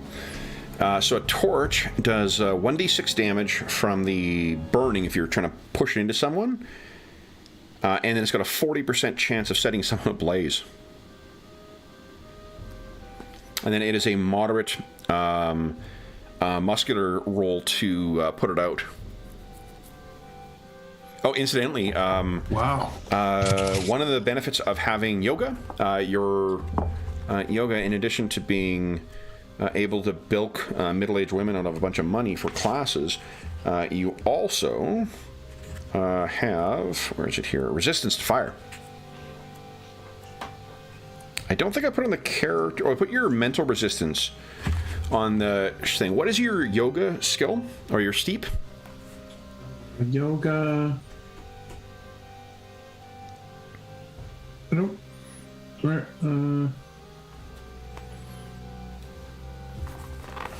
I don't see it on the PDF. I think it is. Let's see here. Oh, I forget to put it on there. Come on, Madison. Let's see. Oh, I've got your character right up. I missed something on. There it is. Yoga. On that elf sheet as well. All right, where are you? Your yoga skill should be. Where are you here? I don't see it on either the character sheet or the PDF. No, I think because I transcribed from the PDF character sheets onto the thing. Is it Armor Crafter? Where the heck are you? Is it just a skill? Like, can you just add a skill to the sheet or what? Yeah. If you go to the category Edge, Fire Ranger. Here we go, Jean. Your yoga skill should be.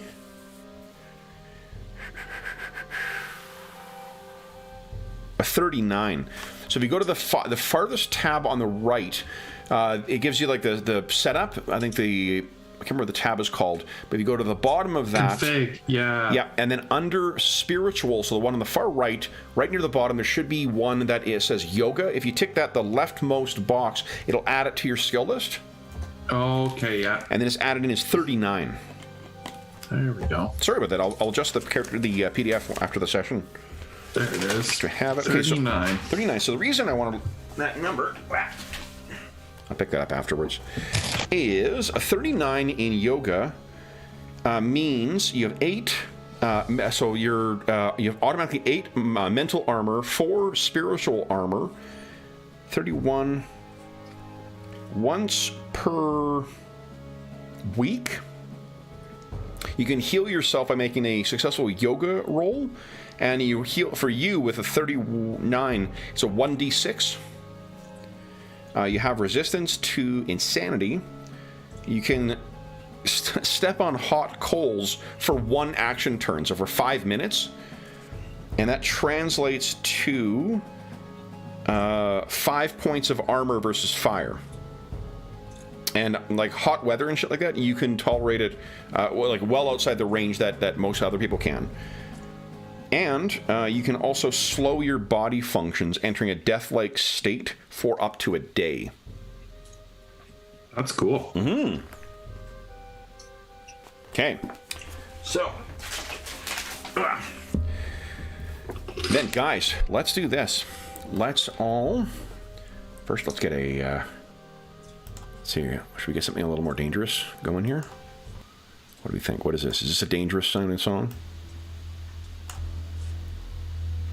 No. I think we need to quickly add... I've got nothing but somber tracks in here. Let's find something actione. I might have just found a lead back in my hometown for a copy of the Starfinder core rulebook, Monster, the Alien Archive, like the sorry, Alien Archive. Alien Archive, and a Game Master screen Sweet. for $50 Canadian. Holy shit! Yeah. I might have to go visit my folks next weekend. Hello, Starfinder. I mean, Mom. Hi, Mom. I'm how glad to see you. You were totally the first reason I came down here. there. Yeesh. Sorry for those listening at home. This is super fucking loud. What's this?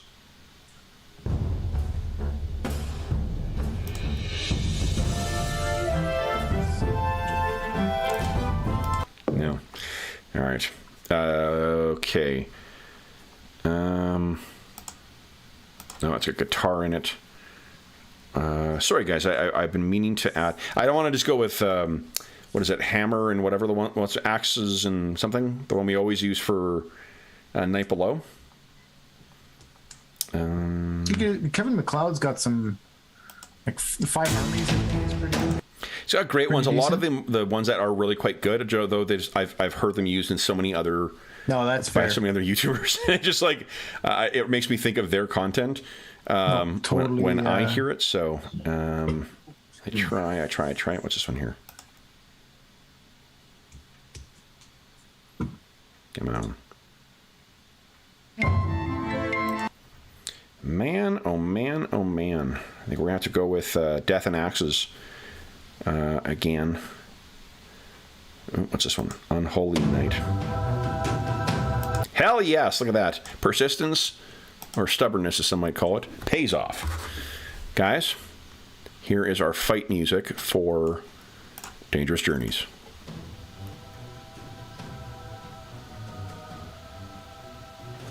Okay. Now, what I'd like you guys to do is let me click on George's favorite pop-up, the turn order. I'll add you guys in here. You are dead asleep right now, Jean. Do you want me to roll for position and ignore it till I'm awake, or do you want me to roll when I wake up? Yeah, I think it's round by round in this game, right? Every CT is 3 seconds. Let me get some wolves out here, though. Okay, I'm just gonna turn my master level down. That's a little loud for me. Yeah, that was a little loud for me. Oh, sorry, guys. It's getting louder. Kevin MacLeod, quit fighting me. We like your music and not quit overpowering our fucking voices. I'm here, listen to me. Okay. Okay, so, right. Moving. How are we going to handle, like, if I want to kick him awake?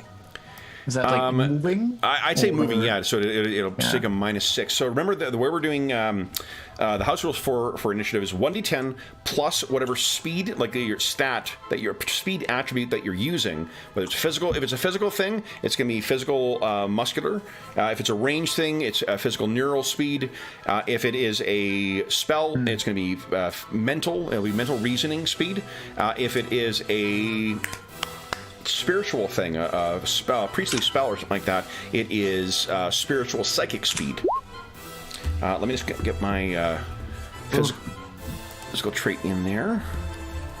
Okay, so 13 for you there, Gwen. And got that. Oh, Jeffrey's back.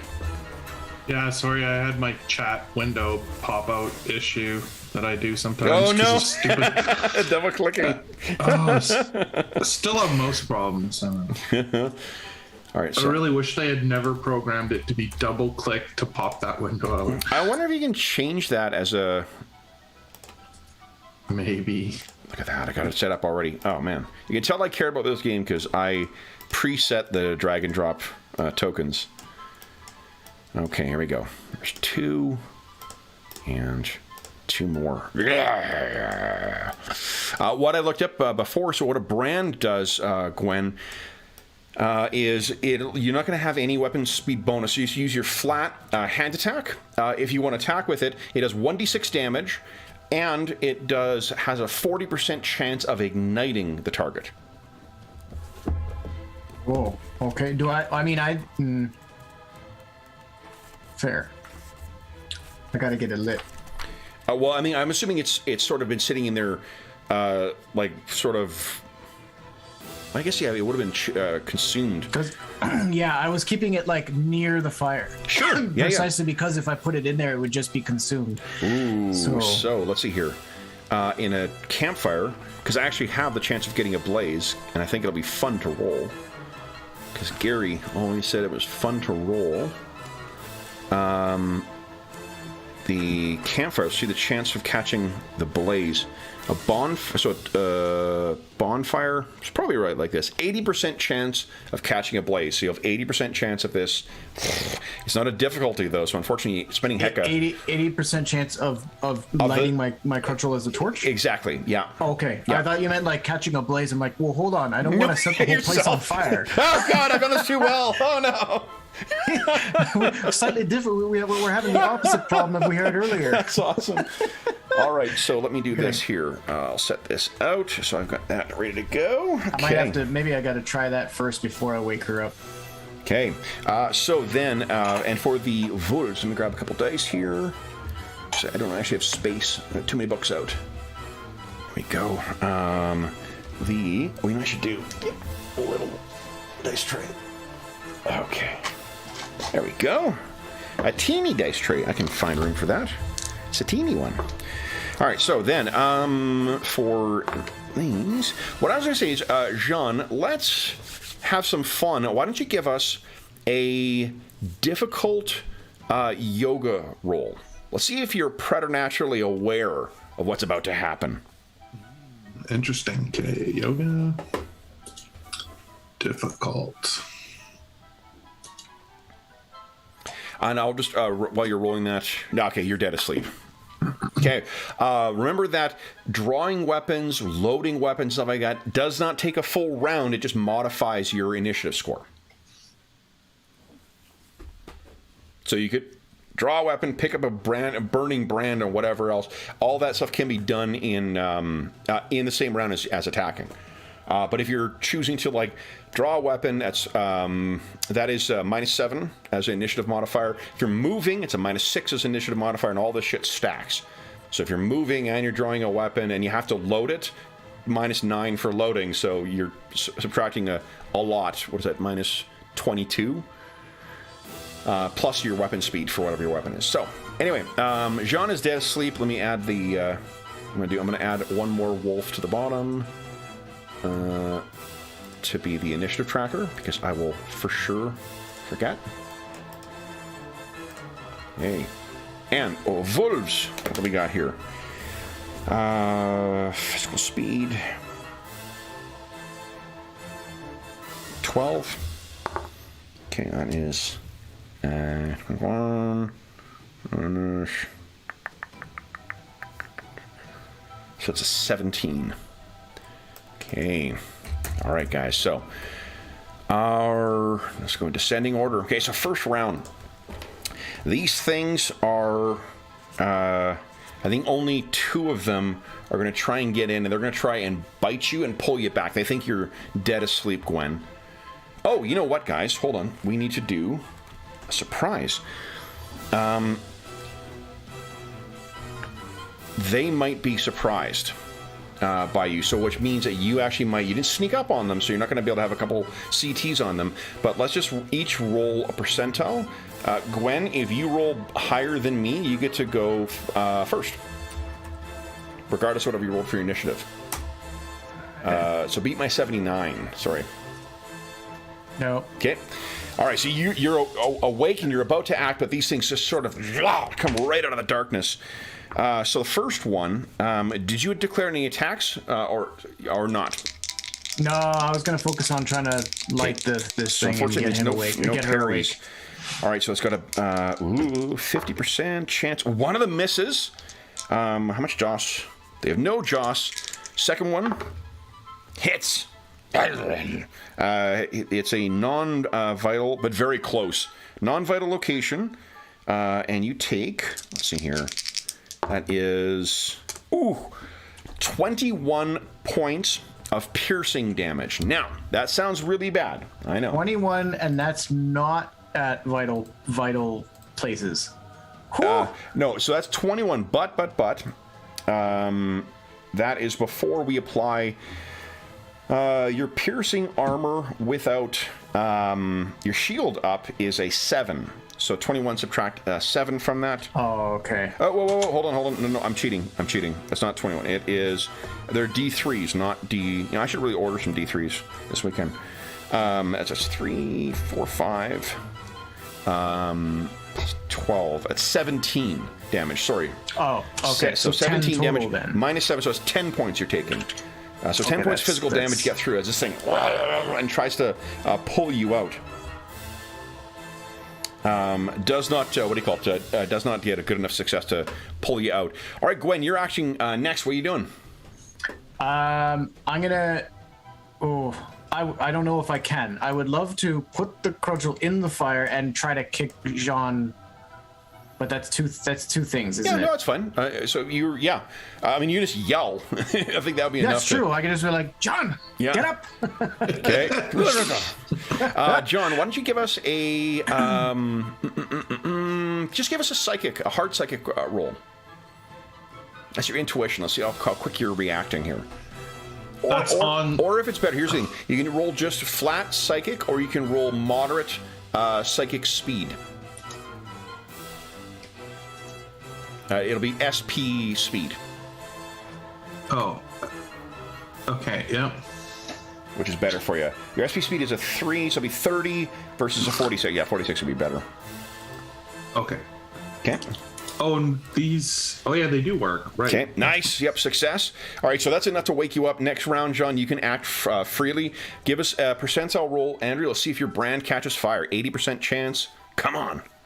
Am I trying for lower or higher? Right. 80% chance means 80 or less. Or 80 or less. Right. Yep. Okay. Oh. God. It's not catching. Wow. All right, so that's the end of round 1, guys. The other 2 ones are keeping their distance. Round 2. So I'm rolling initiative for them. It's 8. Kev, before I decide what I'm doing, something we haven't really got into in our first fight is parrying. Parrying is okay. So with natural attacks, you can parry natural attacks, and they don't take damage from the parries. If you try and parry with parry any kind of attack with your hands or whatnot, if it's a weapon, you take damage. You can parry you can parry natural attacks with them. So if these wolves had swords, you can't use your unarmed to try and parry. That's why you carry around that big hammer, right? Okay, yeah. But if you, with these things, you can use your unarmed things to parry. And so how does that work if I save an attack to parry? Yes. Does it cancel their attack? Is that how it works? No, you make a roll against yours, and then the difficulty of it depends on what you're using to parry and what they're using. So, you using your hands, if they were, let's say you're using your cudgel against a spear, right? That might be easier to parry than, say, a dagger that's coming in, because it's just much quicker, Oh, okay, yeah. Yeah, so then the reason that shields are so effective in this is because basically you get a free raise, free DR bonus with a shield. So, like, to parry against hand weapons, I believe it's moderate with a shield. Okay. As opposed to if you're using a hand weapon versus a hand weapon, that's hard. That make sense? I think so. I'm probably going to do it this round, so we'll see how it works. Okay, so go ahead and make your rolls, guys, once everyone's got their initiative in. I've already got mine in. Oh, right. Shit. Sorry, you gotta 10. Yeah.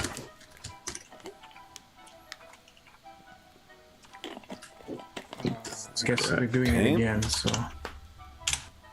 Excellent. Okay, so Gwen's got a 20. John's got 19. Pretty good, guys. All right, so then Gwen, you're up next. What are you doing? I'm trying to light this damn thing. Come on. Okay, percentile roll. Are you kidding? Are you kidding? Oh, Oh, God. It just will not catch. I mean, with the amount of difficulty you had, I guess maybe you had it sitting, in a damp area. God damn Fire's it. just not my thing tonight. Okay. Actually, Kev, I think I should be slower. If I get up, then that's movement, right? Yes, movement is -6 to your score. Yeah, so I'm a 13 because I would have to stand up. Okay.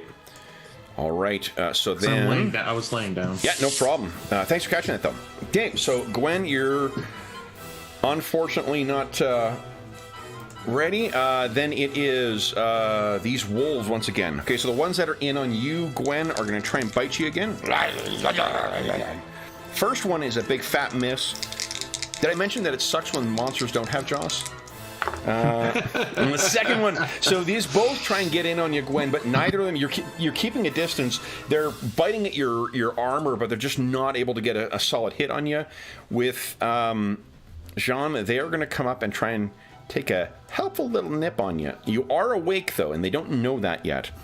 So if you choose, and it's only if I hit that you make the decision whether you want to parry. Like, one of the advantages of going later is that you get to make a choice whether you parry or not after that. It's also the advantage of going first is you get to try and hit people first, and you kind of set the tempo of the fight.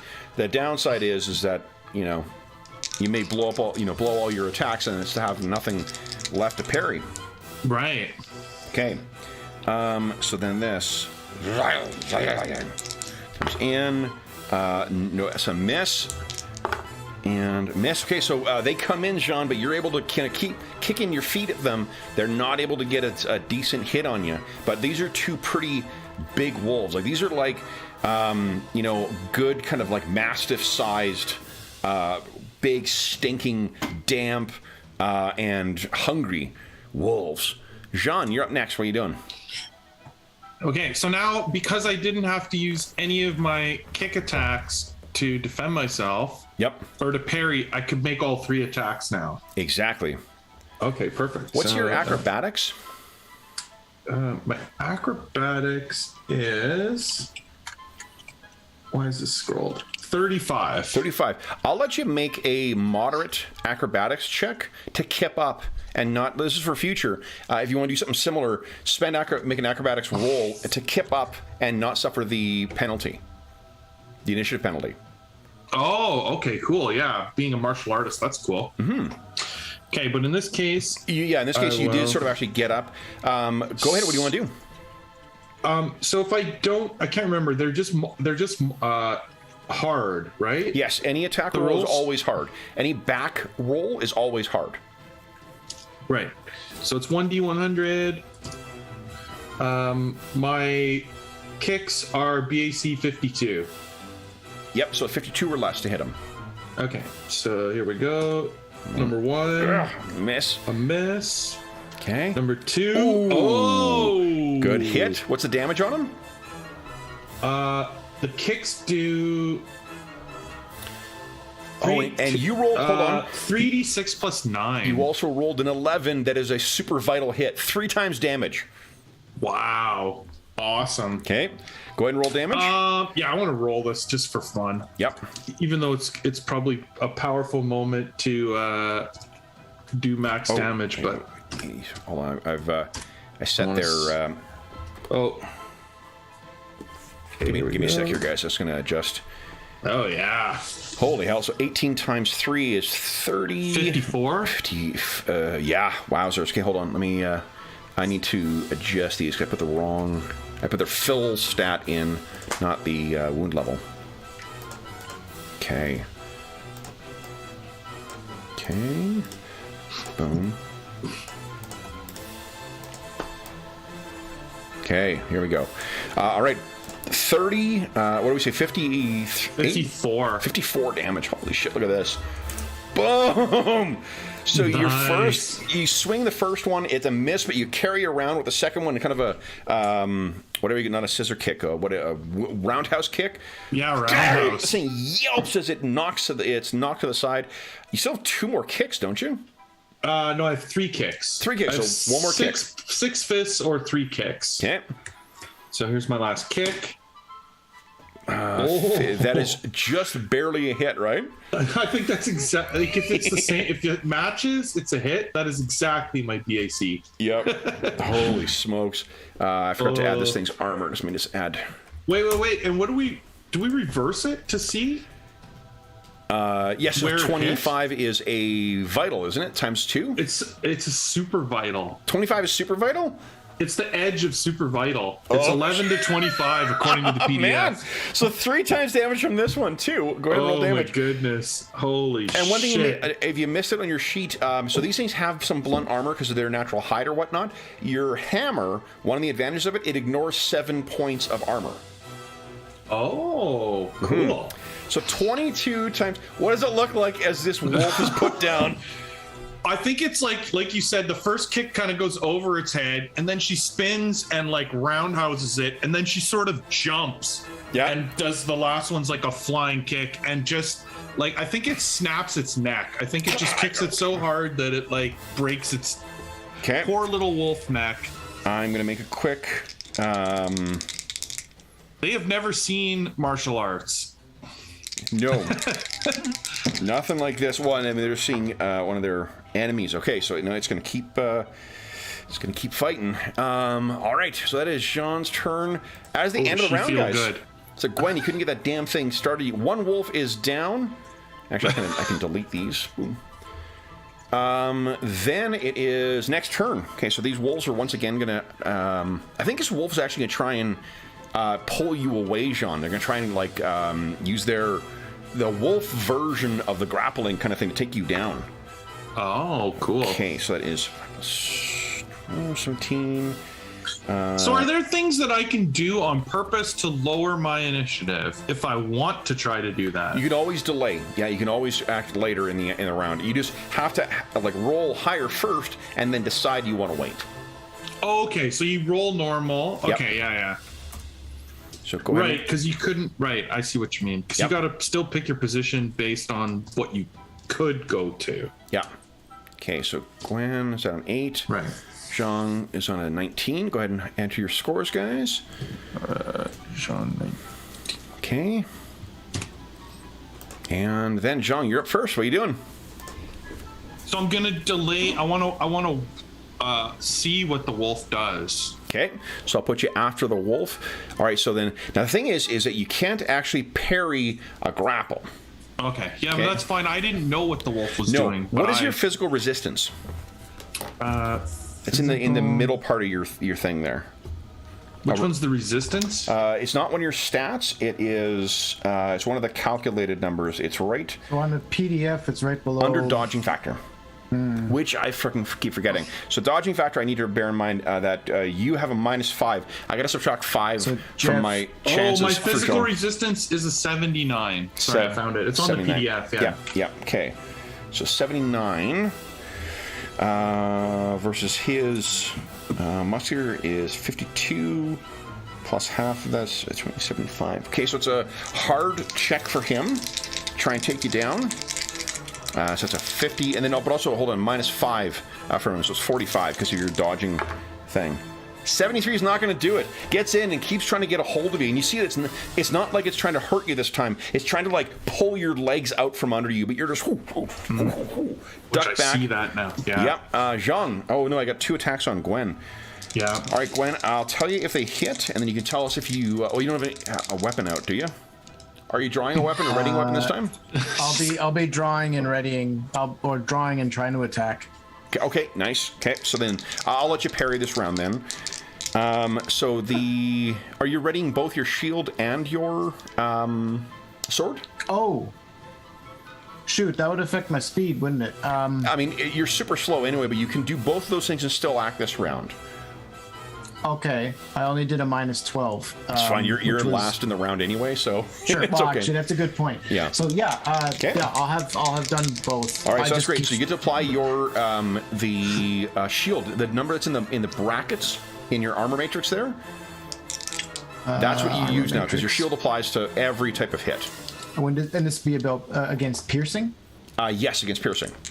USVN, which is. So I got a special failure on my first attack. So, Gwen, do you want to make an attack roll for free? Sure. Okay. So this one comes right in just as you get your sword out. Go ahead and make a regular hand weapon attack. I thought you were going to keep playing with the stick, so it... Yeah. Oh, Made a risky move. Shit down in frustration. Is it a percentage again? And it's under. Yeah, it's always percentage, but it's Right. your BAC. So whatever your BAC is for your skill, for your weapon. Right, BAC is what I need for this. And the reason, it's a so you know, the 63. reason that I've got the weapons listed separately from your skills. You'll see that your BAC with a longsword is higher than what your steep is.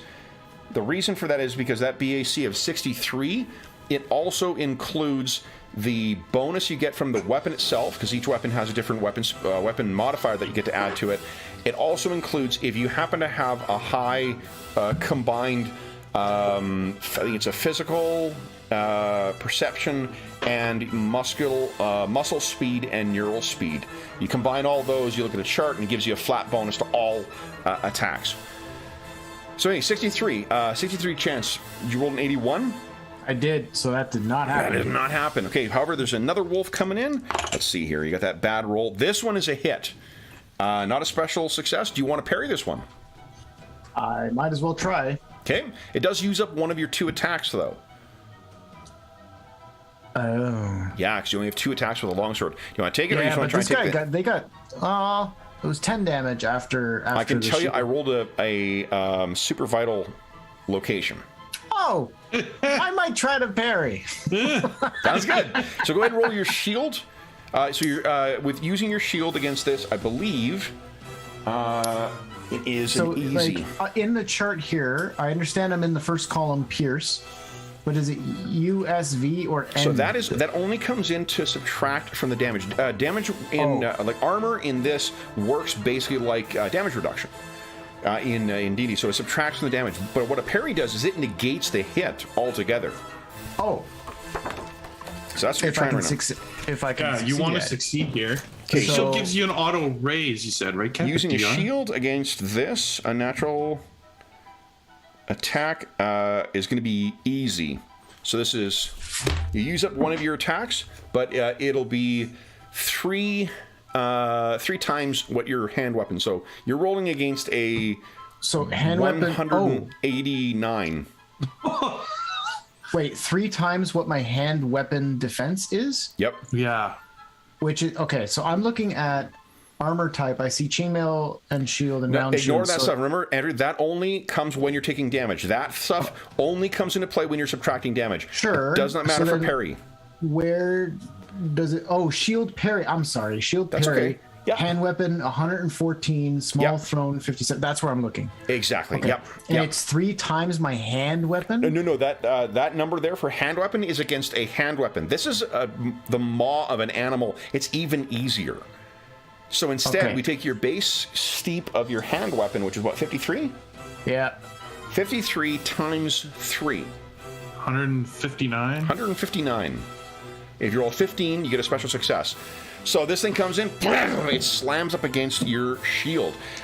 Now I make a roll against the durability of the shield, but do not damage it. Okay, the reason that matters is because shields take damage in this. It's rare. Weapons do as well, but it's a very low chance, like 5% chance that you're going to actually damage your weapon by parrying, but there's that chance. So you get your shield up, bam! It completely negates the hit. I don't roll damage or anything, so you've used up one of your attacks. Now it is Zhang's turn. Yep. Here we go. So attack number 1. A miss. Attack number 2. That is a hit. That is a hit. That's a normal. Yeah, it's Hit location. non-vital. Yeah, non-vital. So damage is this. Okay, minus. 20. Oh, good hit. Holy shit. Actually, got 5, so 15 points get through. Okay. You hammer the side of this thing. It's tough. Like, this thing's nothing but muscle and bone. So you hit this Yeah. thing, but it's tough, you know? And here we go. My last kick. Come on. That's a. No. Oh, it's a miss. Shit. Gwen. Yeah, I'm gonna. So okay, all right. After bashing with my shield, Yep. I'm gonna take a swing again and try here. Okay, go right ahead. Let's So hear. it's against 63, I believe. Yep.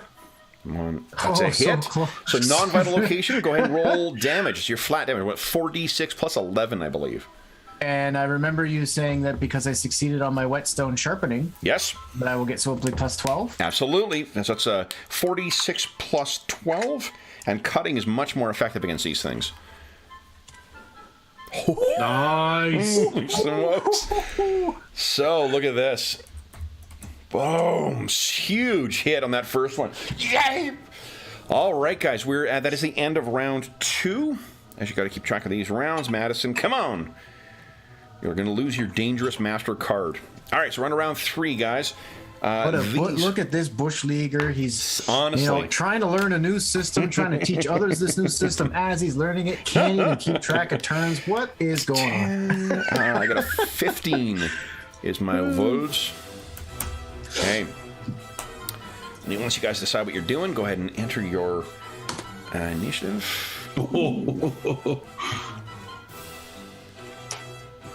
You see what a big difference having those like muscular speed or neural speed big numbers are?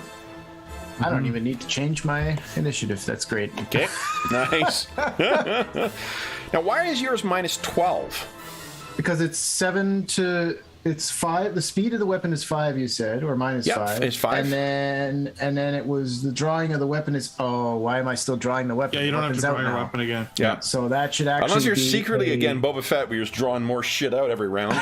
It's a new sword each time. Yeah, You just buy 'em throw in it 12 behind you when you're packs. done. So actually, then I that guess- number would then be 7 to that. You actually had a 15. They're the same as Yes. the wolves. Yeah, it'd be 15, right. 15. Yeah. And heroes always go first in this, so Oh, nice. we'll go descending. All right. Jean, you're up first. What do you want to do? Here we go. Kick number 1. Go, okay. No! No! Kick See, number kick 2. at this thing. This thing's learning your moves. Oh, but not well. So reverse. That's a 7-0. Now here's something. That's not a special hit, right? Or special No, hit? that's not a special hit. 70. So it's a normal hit. So go ahead and roll damage. A little bit gets through. Nice. One more. Now, do you want to hold that, or do you want to push your This attack? is what I'm trying to decide because, yeah, I think now that I've kicked it a couple times, I think it's going to try and bite me again and not try to grab me. Okay, not to drag you down. Okay. That's just what my read Yep. of the scene is. So, yeah, I'm going to keep my last kick. Absolutely. Yeah, because this thing shows no signs of backing down. It's starving. You've taken down one of its pack mates. It's just, yeah. Gwen, you're up next. What are you doing? Yeah. Yes, hit. 25 is a super vital. So it's going to be times 3 damage. I think we're going to be using one of those Joss points. You're all max damage. Oh my So gosh. 30, Why not? Because we got a free one. 35 times 3 is 104. Do you hit the injured one or the non-injured one? Oh, if you're going to let me choose, I'm going to go with the non-injured one. Of course. Yeah. Okay. I just hope you rolled higher than like 5 hit points because you watch. That is so, yeah. 105, even with, like I said, cutting is, their armor is not really great against cutting. It is that, and I think it's the one that you sort of staggered with the shield. It sort of knocks back a little bit. You see your opening, and just and it's one solid strike. The head comes clean off, hits the ground. I'm going to make a quick. It's not called morale check because otherwise Gary would get sued. I'm sure it's called something else. Nope, they're still fighting. Then it is, so Gwen, that was one of your 2 attacks. Do you hold one back for a parry, or do you follow up a second attack? I parried already last. But fresh round. Your attacks Right. come. Right. I will try to swing the other way and take this other guy out. Nice. All right. The other wolf. Come on. Oh no! Ooh. Too much. I put too much into it. I overswung and I couldn't. It looks pull cool back. though. Blood flies out from the end of the blade. All right, these 2 things are going to try and bite you guys. They're not going to try and bury you down. They want to kill you. Gwen, that is a fail, and I have no Joss. So this one comes in, and it's just you staggered it with that strike from last round. And Jean, this one comes in. Oh, it's a hit, and it will be a super vital strike. Ooh, good thing I saved that kick. Right for your inside of your leg. Go ahead and give us a parry. So how does it work? Just hard hand-to-hand lethal roll. So whatever your hand-to-hand lethal score is. Under skills? Yeah. Your hand-to-hand lethal is 51. So decent chance. So I could spend a Joss beforehand to decrease the difficulty, right? Yes. So to decrease, that would give you 102. You're rolling against. Yeah, just to almost guarantee it. Yep. Because then there's only like a 3. Yeah, I'm gonna do that. Okay. Because I this could easily kill me. Okay. So. Oh yeah, right. You're quite banged up. Oh, I'm like quite injured. Yeah. I'm almost half dead. So. Okay. A super vital would be maybe I see it coming from my throat and see that it's like. Well, I think it's inside a leg. Like it's gonna get your femoral artery and tear you out. It knows where the juicy bits are. Yeah. And you go. Oh no! Special failure. Fuck you, roll 20. Oh my Fuck God. you. Now what you can do is you can spend a point of Joss and make me do minimum damage. Or Gwen can spend the Joss. You guys spend Joss for each other. So if there's an option here, and I don't know how to interpret this. Mm-hmm. You could use a Joss to negate poison, disease, or other dangerous circumstance. No, that's not this. That won't apply. Okay. Yeah, no. All right. What the best you can do is you can spend a point of Joss, and I do minimum damage. That's probably worth it. Okay. So I would think so. Yeah, this is so that's 2. Fucking roll 20. 3, 4, super vital. 14. Oh man. So this is minimum damage is 42. Oh. Wow. So this tears in. What is your wound level? Okay, here, hold on. Let me add this first. Because that puts me at 89. Yeah, that could like knock me out. No. All it means is that when you've exceeded your wound level, when you're critical level 98, then you're actually unconscious. You don't die until you exceed your full physical. But this means that you are dazed. Once again. 89. If we. Oh, it auto did that. Oh, cool. Okay. What was your question, Andrew? I'm just saying, if we survive this, Gwen's going to be carrying Jean. She's a little banged up right now. Fortunately, as long as she's not dazed, she definitely has access to some pretty powerful healing incantations that she learned back in the monastery. She's already dazed. Yeah, there's that. Fortunately, from combat, you do recover from being dazed fairly quickly. All right, so that was that thing's attack. So does dazed have my attack number? Halves your BAC, yeah. Oh, God. Yeah, okay. So this is going to be important. Gwen, you see this. Now, here's another thing. You can, if you are adjacent to each other, you can parry on behalf of your allies. You can shield wall this shit. Is it? I'm assuming it's too late because the attack Well, at this point, it's too late. Yeah. Also, you used up all your attacks. You don't have any parries left. Oh, right. Okay, so I'd have to. So on my turn, I'd have to declare that I'm saving one of my attacks, holding it back. You don't have to parry. declare it. Like you just, it's sort of as circumstances merit. Like if you happen to go first, whether you go first or not, your number of attacks refresh as soon as we get onto that new combat turn, or I'm sorry, new critical turn. So as soon as the new CT starts, all your attacks refresh. So even if you act later in the round, you can still use some of your attacks to parry, and you can parry on behalf of your allies. It's one of the ways that it's important for like sword or house sword and board characters can support casters. Because remember, if casters take any damage, they may lose that spell, or something more dangerous might happen. Mm-hmm. So like you standing in front of the caster and kind of like poking at people while they're getting the bigger shit off is a really important part of play. So cool. All right, so that is the end of the round then, guys. You guys can decide what you're doing next round. I rolled awful for my initiative score. So that's 12. Oh, do I have a penalty on this now? No. I don't think so. We did that list of the day's things from before, and I don't think that was one of them. Well, I'm really fast this turn. Okay. Oh, hey, speaking of which, so if you want to make yourself harder to hit, you can do what's called evading. There's a reason I got like a score on there for evading. Evading gives minus 15 to attack rolls against you. In addition, if you are tumbling, I believe that goes up to, and you have to make a tumbling check, so you're in your days, so your difficulty ratings go up by 2, so that's kind of shitty. But if you were feeling better, you could tumble as part of your evading. You can't attack when you evade, but what it does is it gives you a even bigger, I think it's like a minus 30 to the attack rolls against you. So if you don't want to get hit, you can normally be quite hard. So the difficulty is you got to make that roll, though, and I think it's a hard check. And that, I think I'm better to just try and roll under 26 and do something and get lucky, I think. Roll under 26 for what? For to try and hit this thing. Wait a minute.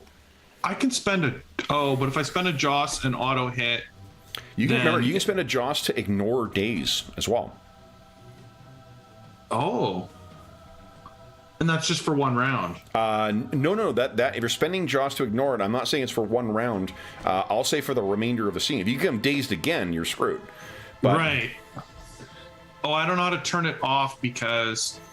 Oh, that's okay. My rolls are manual anyway. Yeah, your rolls for attacks are manual. So. Yeah, I'm gonna say it's like I think this is a case of like she sees her life flash before her eyes here. Like this is like. This is how I die in some stupid forest being eaten by wolves. Like next to just this the terror bitch? of that. Yeah. Well, and it might not even kill me fully before it starts eating me. Like if I just drop and like that's a horrible death. Yeah. I don't want it. No. All right, I'm doing it. Okay. So you're gonna spend that. So then you make your initiative roll. Did you make yours? I did. 25 Okay. was. Gwen, did you make your initiative roll? No, I wanted to check. We didn't establish where we're physically standing. I think and you how guys are close we enough. It's a tiny little hovel that you're in, so then you I can will use an attack, and then I can use that to one of them to parry that's if the perfect. opportunity comes up. So 17, enter your score, and then we'll go. All right, Sean, what are you doing? It's like kill or be killed. So I think she is just like pulling out every last move she can muster. Try and take this thing down. Is she spending that Joss to ignore days this round? Yes, I did spend that awesome. one. So So go it's ahead back and to 52 to try and hit them. okay. Here we go. Come on, roll 20. Don't screw me. Oh! One hit. Come All right. on. Follow ups. Number 2. No! Number 3. Come on, super vital. Ultra vital. Oh, Yes! super vital. Nice. Super vital. All right, go ahead and roll your damage. This is times 3. Roll 20. You are 3D. It's 3D Careful, you haven't rolled damage yet. Don't piss it off. plus 9. No, I'm saying it's a roller coaster. I mean, it would just be following my advice if it makes this like 3 1s and a 9 here. Come on, here we go. 18 times 3 54 again. is how much, sorry? 54. 54. It has. Oh.